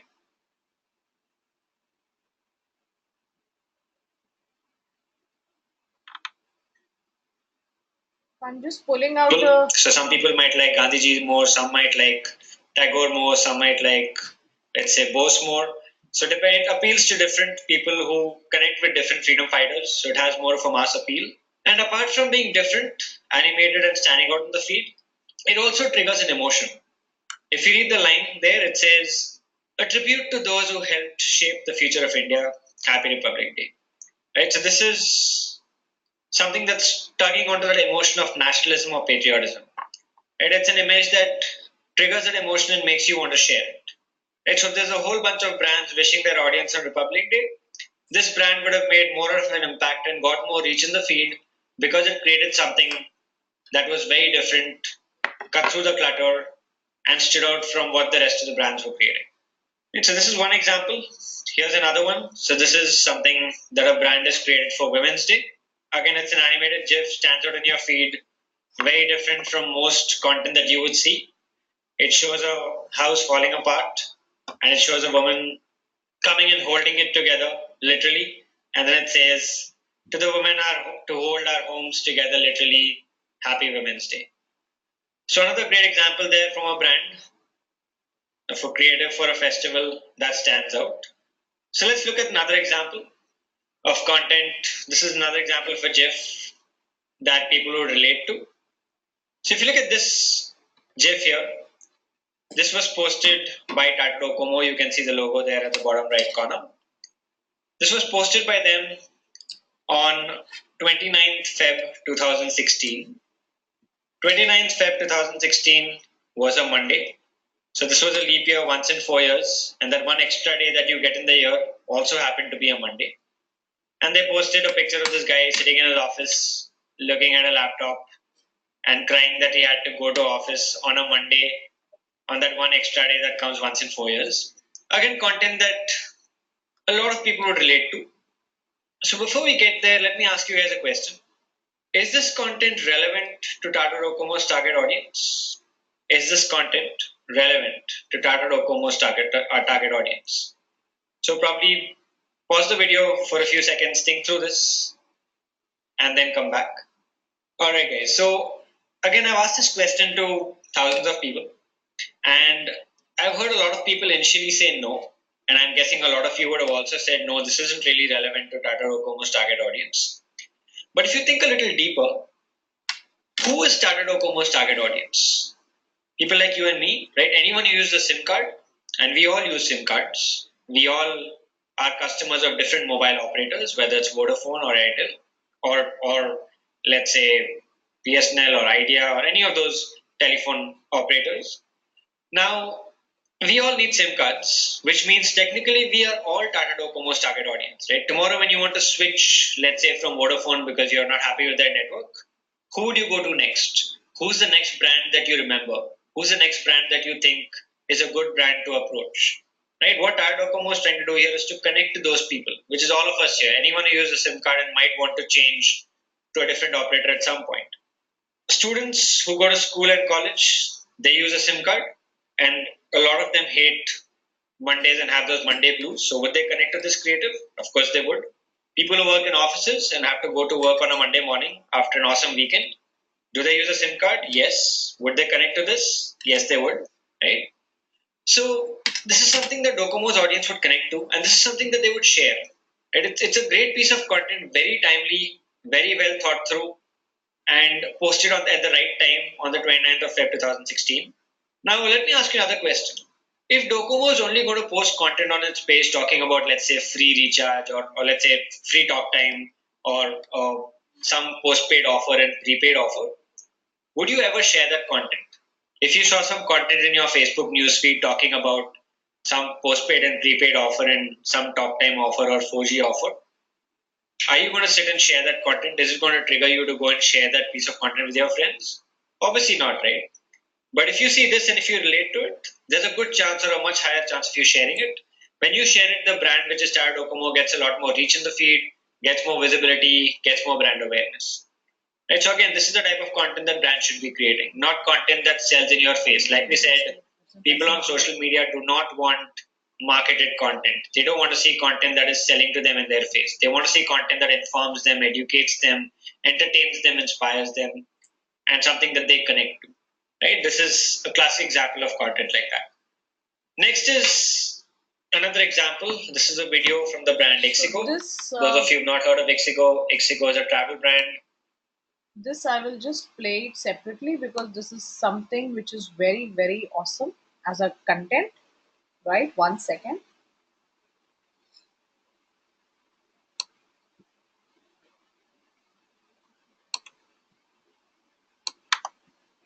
And Ixigo of late has been doing a great job on its social media.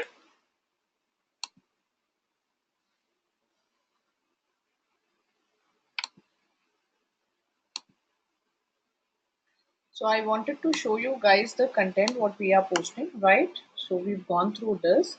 Now Ixigo has been really good and on top of social media and the kind of formats what they are sharing, right? They are just awesome. Just view this one because this is something which is quite informative. It is share worthy, right? And primarily, if we look at it, it is something which you would love to come back again and again, right? So here's the video.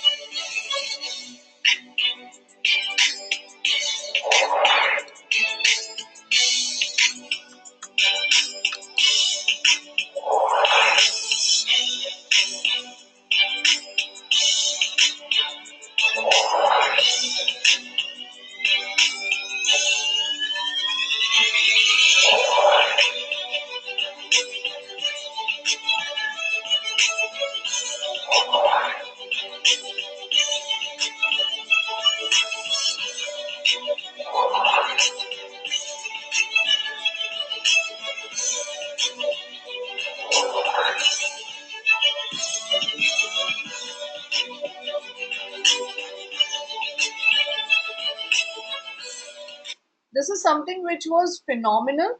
So they created a video out of all the beaches, which are the 11 unusual beaches on earth. So, and obviously what we as travelers would do is we will just kind of tick mark it, that if we've not been there, we'll go, or we'll plan an itinerary, or we'll plan to go there, right?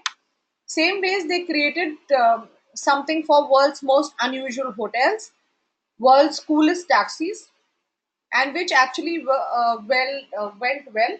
And as we no, as I always say, that if you find success, replicate it. So they found a lot of success here in terms of the reach and the engagement what they got here, which was 529K likes and 124K comments, which had 54 million views, which was phenomenal.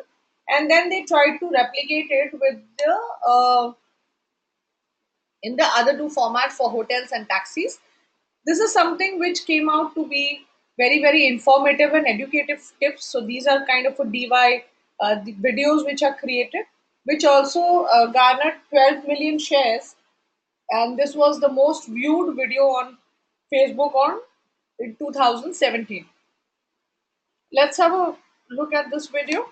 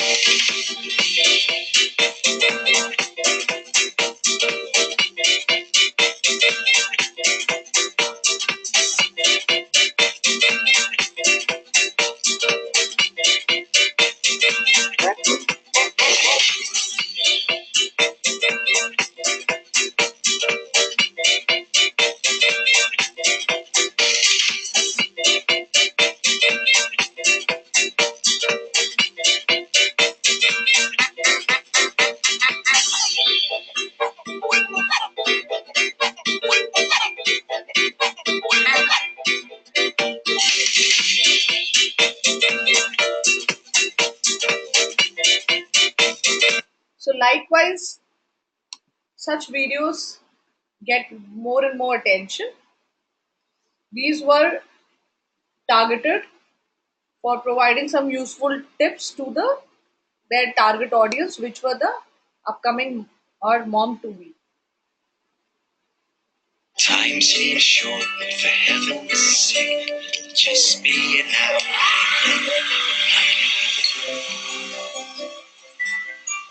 So sleep,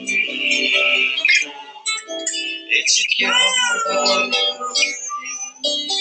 Sleep now.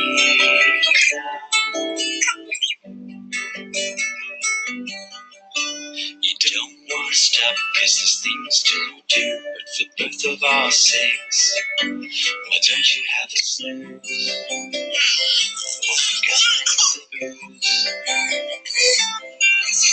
There's pleasure in the sun, it's fun. So I'm just showing you this kind of video so that you get an idea what is the difference between the content formats and content videos which we are talking about, right? Are you all liking it?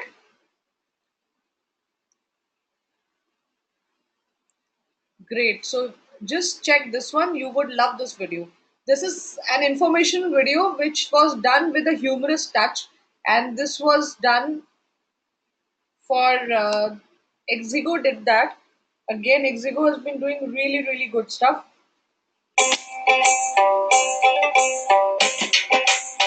Oh, Nakko, Potti, Potta, Potta, Potta, Tereku, Mereku, Mama, Mama, Kaiku, Kaiku, Kaiku, Zara Hallu chalo, Hallu, Hallu, Lightly, Kya hona? Kali Pili, Kali Pili, Abbe Jado, Chiller, Chiller, Haula, क्या मैं हौला दिख रू रे तेरे को भी है ये। क्या मामू, क्या बात करते तुम? किधर जा रहे रे?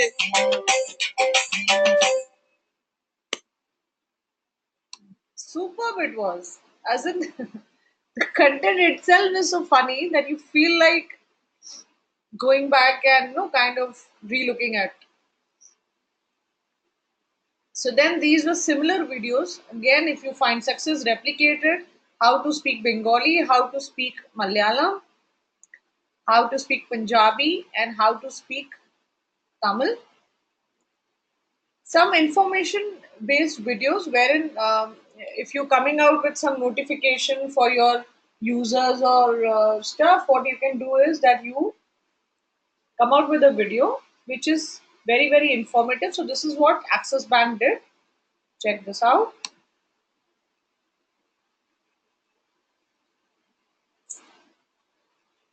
मैं पहली बार इतना डर रहा हूँ कैमरा के सामने, इसीलिए थोड़ा नहीं, लेकिन ये इम्पोर्टेंट बात है, करायला पाहिजे। नमस्कार, मैं संजय वाघमारे। मैं प्रकाश तांडेल। मैं प्रज्ञा देसाई। आज हम आपको एक बहुत जरूरी बात बताने वाले हैं। वैसे तो हम कितने सारे ताले लगाते हैं, मकान पर, दुकान पर, तिजोरी पे 2 चाबी वाला ताला, रिमोट कंट्रोल से खुलने वाला, फोन पे पैटर्न वाला, लेकिन वक्त आने पर हम एक जरूरी ताला लगाना भूल जाते हैं। अगर फोन पर कोई आपसे आपका एटीएम पिन मांगे तो लगा लो ताला, और अगर कोई आपसे आपका सीवीवी मांगे तब, और अगर कोई ओटीपी मांगे बरोबर लगाइए मुंह पे ताला। याद रखिए, आपका बैंक कभी आपसे आपका एटीएम पिन, सीवीवी और ओटीपी जैसे डिटेल्स नहीं मांगता, और अगर किसी ने ये डिटेल्स मांगे तो लगा मुंह पे ताला। This was the hashtag campaign which Axis Bank started up, which was Lagao Muh Pe Tala, with association with the Mumbai police, so that it gets them more credibility. Yeah, so this uh, this also had phenomenal share. Can you see that this is 56,000 shares which happened? This is something which Practo did to sell on the occasion of Mother's Day, and they kind of projected the campaign as that to the doctors, to your first doctor, whoever called, you ever called, which was who? Let's see this. These are some kind of a video that connects the chords between you and as well as your TG, right? They are very, very emotionally done videos. Check this one.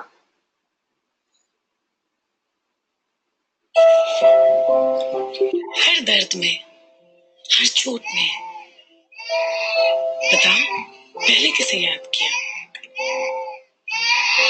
जब लगती थी आग पेट में या खाने में करते थे जल्दी, हर बार जलने पर उसे याद किया। जब फिसले थे कदम या लड़खड़ाए ये बदन, उठते ही उसे याद किया। जब आया वक्त हंसी छुपाने का, याद था दर्द बचपन जाने का। हर दहलीज पे उसे याद किया, वो जिससे भागते थे हम दूर, या जिसकी चुभन है अब हमें मंजूर। हर सुई के साथ उसे याद किया, बचपन में गिरते गिरते उसे याद किया।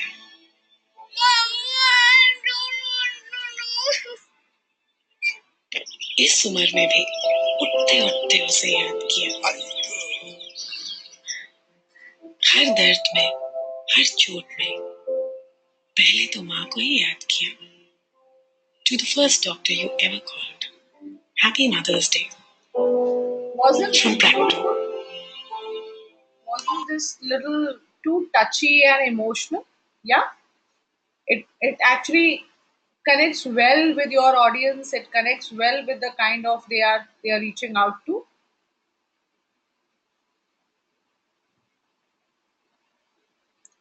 This was for the content which you can stand for a cause, which was done by Wix. So it is basically a transgender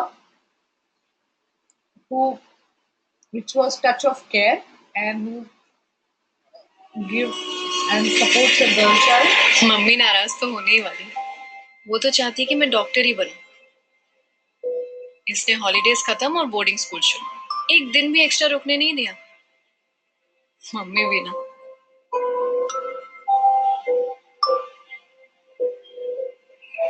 mummy ने अपनी लाइफ अपने आप ही बनाई। 18 साल की थी जब उनके फादर ने उन्हें घर से निकाल दिया। अकेले रहने का तो सोचने से भी डर लगता है। मैंने अपने पापा को कभी देखा नहीं, और मेरी असली माँ बहुत बीमार रहती थी। उनके बारे में सिर्फ एक ही दिन याद है जो मैं कभी भुला नहीं पाती। एक दिन कुछ लोग आए और उन्हें एम्बुलेंस में ले गए।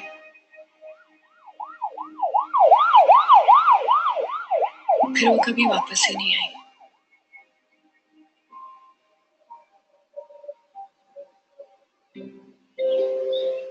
फिर एक दिन मम्मी आई।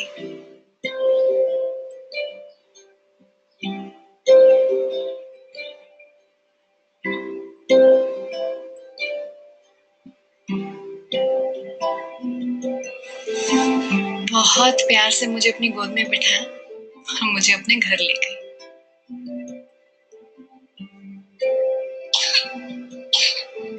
तबीयत खराब थी तो पूरी रात मेरे साथ बैठी रही।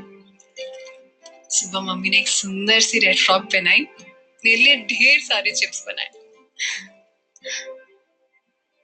मम्मी के साथ 10 साल हो गए। अब तो मम्मी मम्मी कम और दोस्त ज्यादा बन गई। संडे हम दोनों का फेवरेट दिन है। बालों में तेल लगाने के बाद दोपहर में मेरा फेवरेट लंच, कड़ी चावल, और रात में हॉरर फिल्म। डर लगता है, पर मम्मी होती है ना तो नहीं लगता।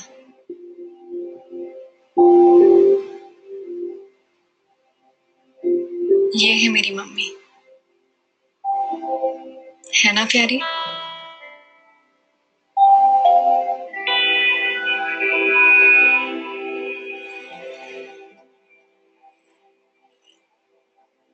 मम्मी ने लाइफ में इतने प्रॉब्लम्स देखे, कितना कुछ सहा है, पर फिर भी उन्होंने हमेशा मेरा ख्याल रखा है।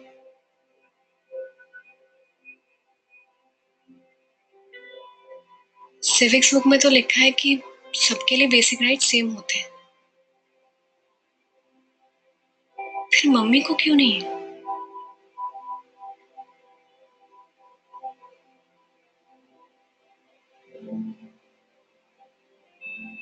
इसलिए मैं डॉक्टर नहीं, लॉयर बनूंगी, मेरी मम्मी के लिए।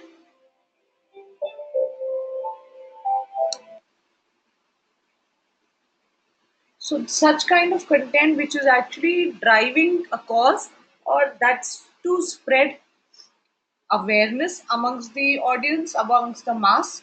This is something which is done. Again, beautiful content piece which was done for. This was done by Mirinda. I think you must have known this campaign which was Release the Pressure. So at times we parents bound our youngsters, our teens under a tremendous pressure of performing, right? So that's something which is uh, it's been come out really well. A video was shot in association with Mirinda. Watch this one.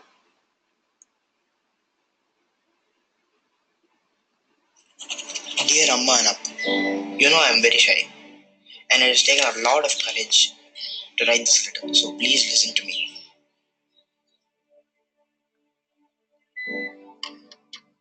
Exams are near, and I'm scared. But not from the exam pressure, but from the pressure from you.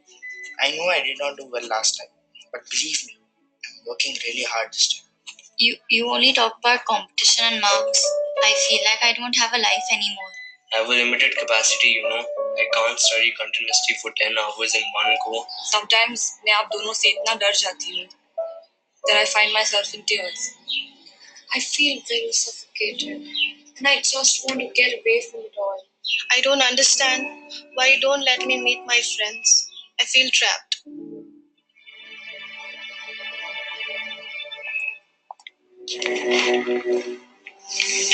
I know you really care about my studies and get angry at me for not studying.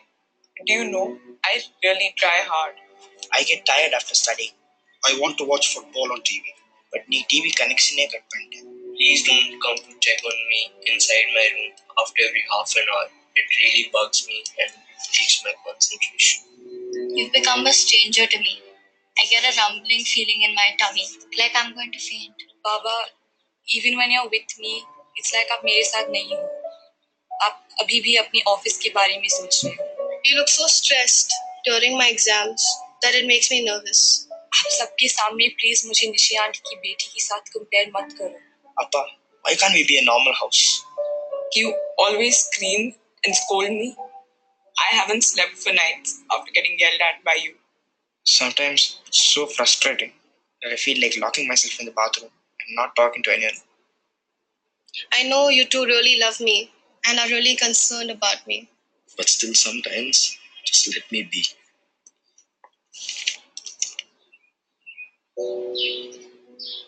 मेरा दम घुटता है. I feel like please don't demotivate. I get it from school and from my classes and then from you. And I'm thankful and privileged to be your daughter. But please try to understand me. Thank you, man. Your little baby. One day, I'll make both of you proud. Please help me. Love you, Ma. Love you, Pa. Yours, Tina.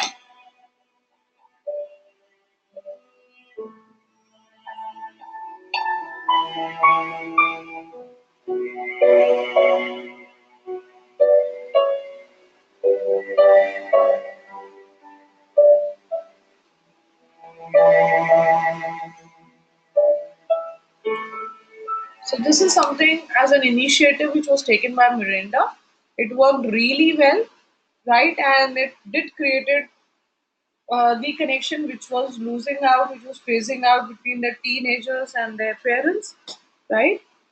So, so as a key learning after seeing this videos, what we get an understanding here is that we should only try to create content that would either get users to share it, tag their friends, and comment on it. So primarily, with the objective behind creating any content is to build up strong on my engagement, on my reach, rather than just creating a content for the heck of creating, because no, because we know that the content has been created, and it is, and every user can be forced to kind of pull it up. Now, there are also certain content pieces which actually come with an engagement bait. So you will have what normally marketers do, that they will come up with some normal looking content pieces and they will try to put a bait that if you would do this thing, you will end up buying a gift or a giveaway. So Facebook has been penalizing these which are coming with an engagement bait. Just an example, like this particular ad. So now this one says that share with 10 friends to win a chance to get a new convertible. So can you beat that if you're sharing it with your 10 friends, you're going to give that person a lakhs and lakhs of worth of a car just for free. So these kind of content, or people, or the marketers who are building up such engagement content, are being penalized and they are blocked from uh, Facebook's end. Right. So with this, we come to an end to the content pieces, the content strategy, what we use for our social media channel. Now we come to our lesson 4, which says tools which help us to create the content for social media channels. So there are certain tools which are online tools which help us to create and edit images, which are Canva, Snapper, Adobe Spark, Stencil, Trello, and Befunky. So I am going to give you a demo for Canva. There are certain tools which also help us to create videos. So if we see the tools which come under the video tools, which is freemium, under two categories, which is premium, which is free premium tools, right? So we call them freemium, and then there are tools which come under the paid category, which is your Animoto, Magisto, Power Tool, Video Scribe, and Wave.video. Now let's look at a Canva tool. So guys, this is www.canva.com.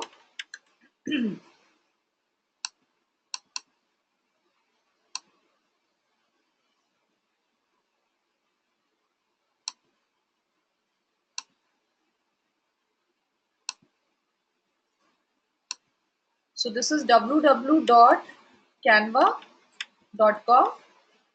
This is a free tool to create social media creatives.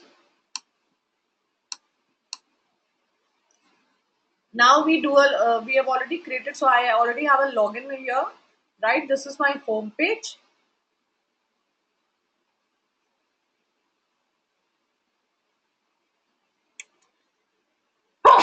Excuse me. These are some of the posts which I have created in past, right? So now, like, I click on create a design. So this gives me an options of how to create social media posts, documents. So likewise, I create or I click on Facebook post.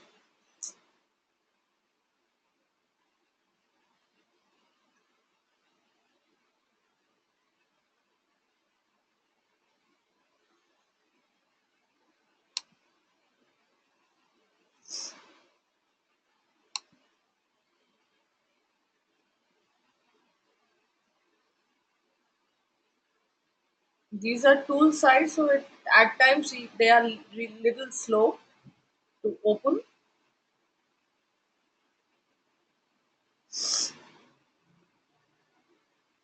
So here you go. We get the Canva, we get the layouts here. So any layout which you feel you can use for your social media post, right? So let's see, we can take this example.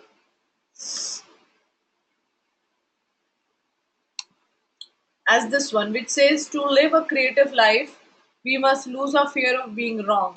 So now what you can do is that if you have to create the profile, you want to change this, and you can actually change the background for this. So if this is the creator, I'll say I want to change the background. Let me put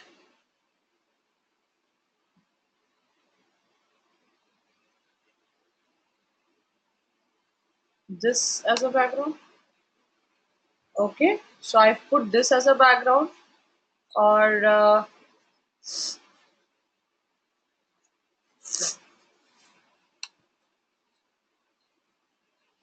we've used this one, right? Now I can also change the font.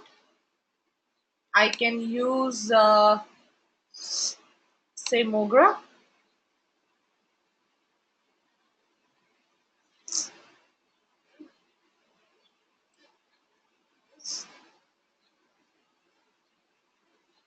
So you can actually change whichever you want. You can pick up your favorite font and you can change it.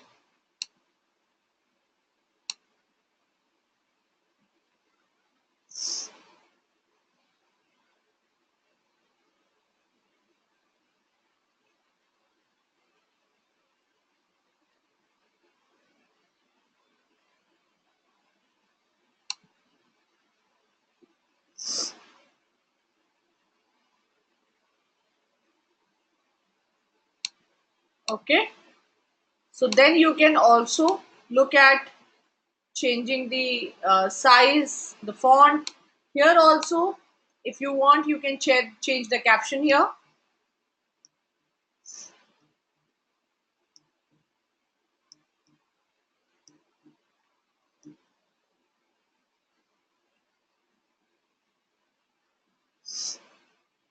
Right now,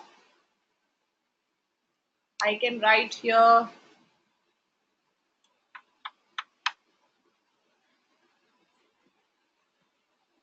food for thought, right? Or just a single this thing. And also the best part is that if you, this is something which has been created. Now this is my social media post, right? This is my social media post. I can also, this is something which has been created. Now if you have to create a GIF, so primarily what is a GIF for? GIF contains multiple number of frames, right? So now what you can do is, if you want to create GIF, we have to create different frames. You can just click on this similar duplicate copy, which is 2. Then again we click, which is 2 and 3, right? And you kind of create this.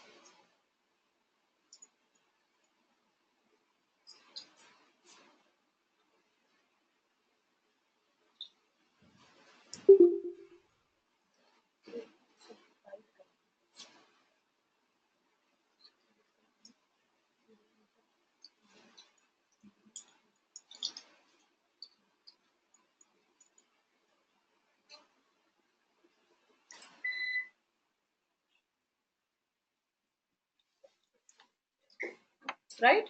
So this is something which we can do here. Also now I'll show you how to create a GIF. Now we go back to Canva.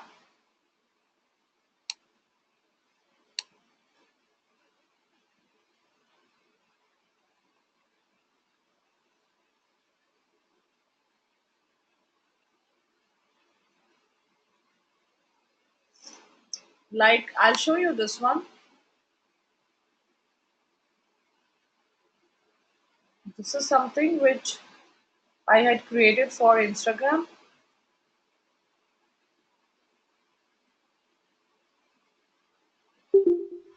So you can use this kind of lookalike also. Okay. Now what we do is,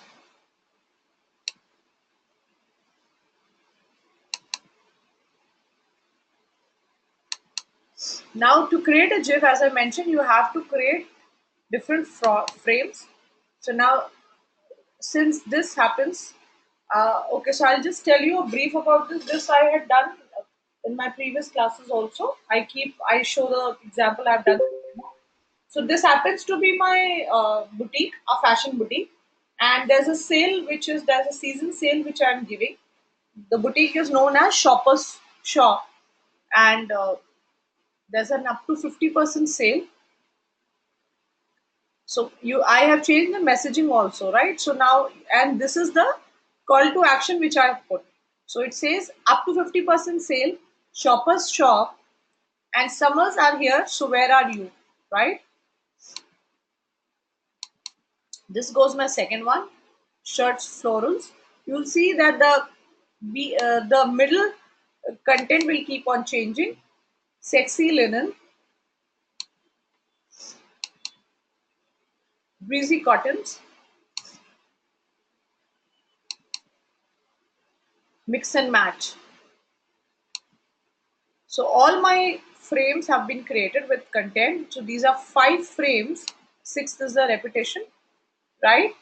And then what I've done is I've created this. Now I go on to a site which is easyzip.com.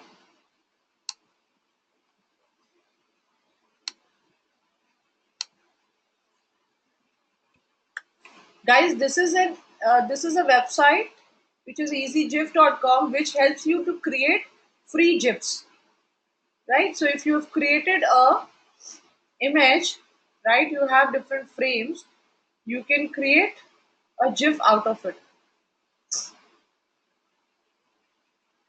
Now here I click on gif maker.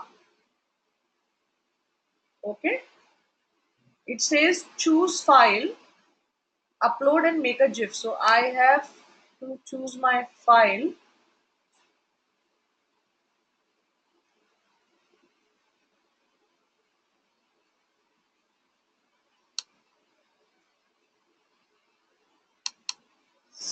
I choose my file and click on upload and make a gif.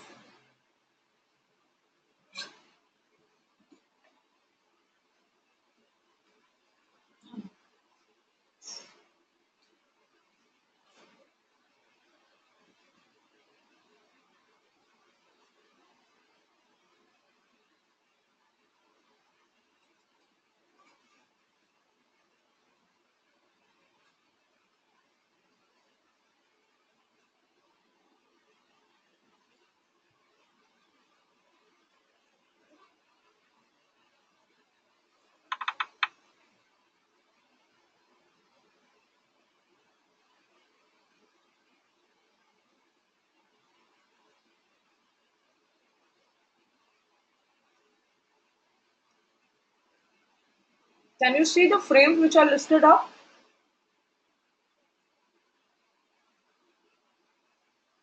You can minutely change the number here.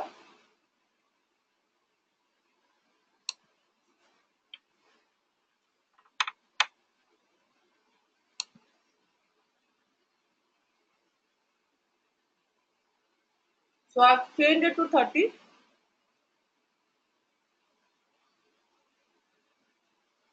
These numbers are basically that you want to delay each frame, right?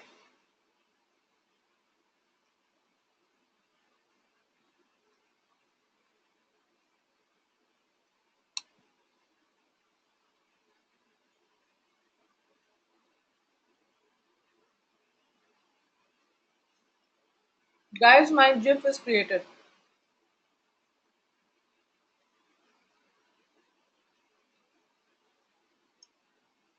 Isn't it so easy and nice?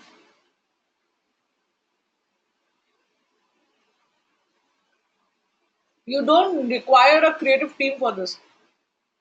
You can actually create a nice GIF around this. Great.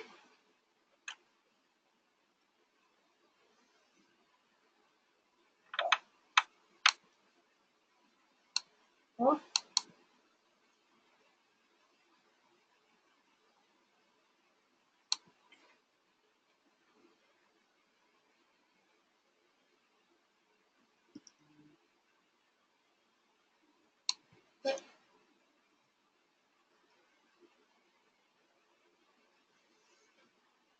Nice, right?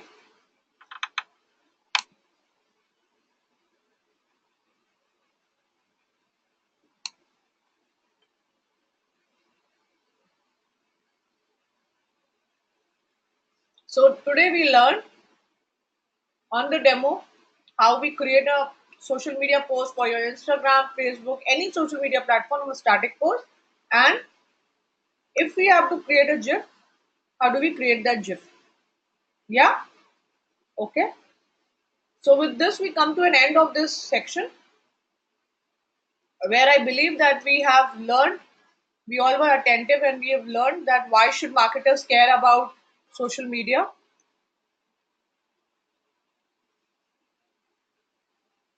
An introduction, an introduction where uh, where all the social media platforms are taught, right? The Facebook newsfeed algorithm and how it works, How is organic reach on Facebook?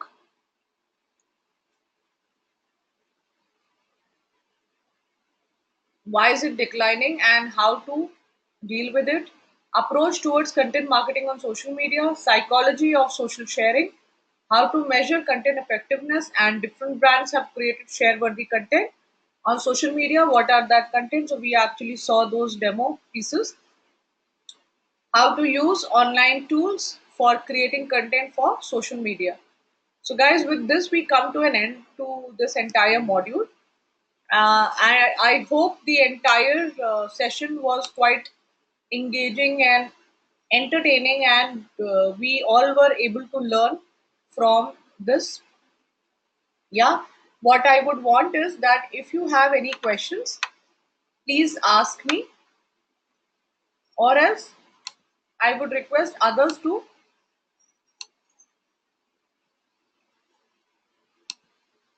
rest of you to please fill up the feedback link. If you click this thing, you will have a feedback session, right? So which would you would get a Google sheet that's a feedback form for you. So you have to fill up your feedback, which will come to us. Thank you so much, Mithun. And if you still have any questions, anyone, uh, in the meantime, please feel free to ask me. And the rest of you, please fill up your feedback. Okay, before we guys go for feedback, I will tell you your this week's tasks also. So your task for this week, which is week 1, is creating a Facebook page. So now you know how to use Canva, you know how to create a GIF. So you need to create a Facebook page, right? So we all have Facebook profile pages. We would be creating as a homework, as a task for this week is that we would be creating the Facebook page, right? And guys, I would request you all that everyone is supposed to submit their tasks on time, and also share with us your feedback, whatever you felt about the class and stuff. That would really help us to serve you the better. So any questions anyone has?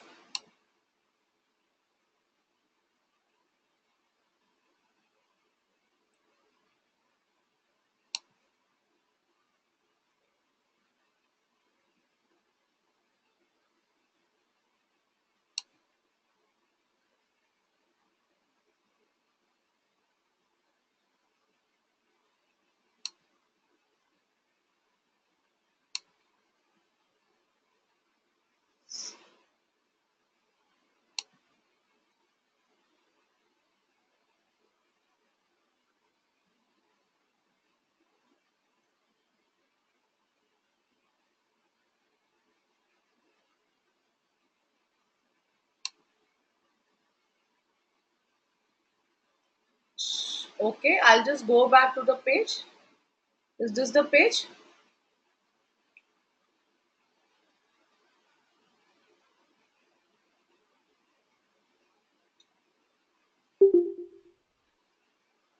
So we have given you one tools demo, and in the next class, which is going to be for Facebook, I would be giving you a demo for Adobe Spark. So you can create creative as well as you can create videos also through Adobe Spark. So the next tool which we would be giving you a demo is Adobe Spark. Yes, Mithun, by creating the FB page, you mean is that if you already have a profile page, you are creating your business page, right? Your business page for Facebook.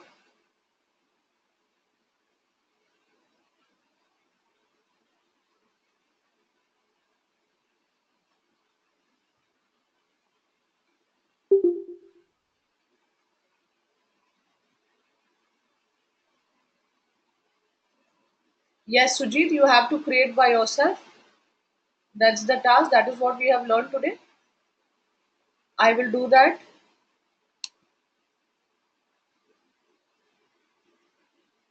So that's the assignment, guys. Task week.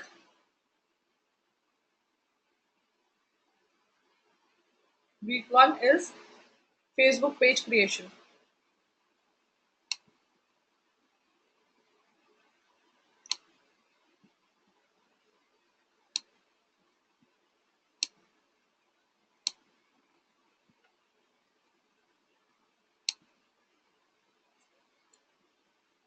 That's the task for week 1, which I posted on the chat window. Yes, Mithun.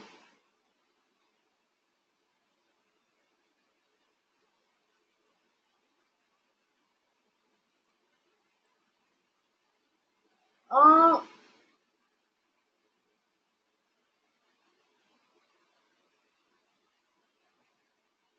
so primarily it is going to be on video lesson 1 and 2. So your lesson 1 and 2 is going to be this. Yeah, so when we will finish the week 2, then you can do your task.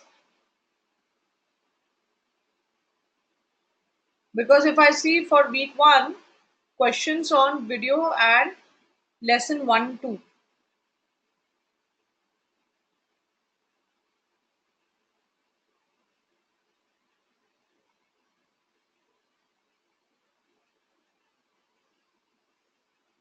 So it is lesson 1 and 2, video lesson 1 and 2. So what is your quiz? So I think if you can do that because this you would be able to listen to the recording also. So our today's class recording is going to be put up on the LMS, which you guys can access. So you can do your quiz also. I would suggest that everyone finishes their task as well as the attempts to the quiz. Okay. So our next week's sessions is going to be on Facebook marketing. I would request everyone to do a pre-read before you come for your class.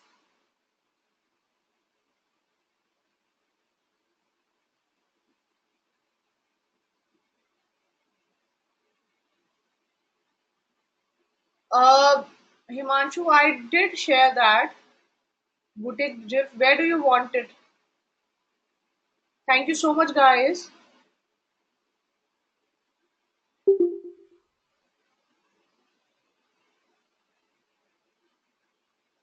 Yes, if you have any questions, you can get in touch with the Digital Vidya team to reach me.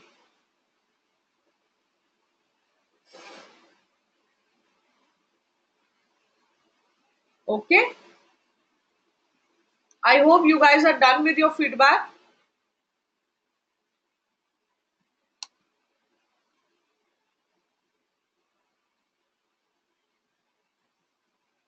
Everyone has submitted their feedback. Thank you for the session, guys, and see you on the next Saturday. Have a great weekend, right? Okay. Yeah, please finish it, Mithun. The ones who have submitted their feedback, noted down their task, can log off.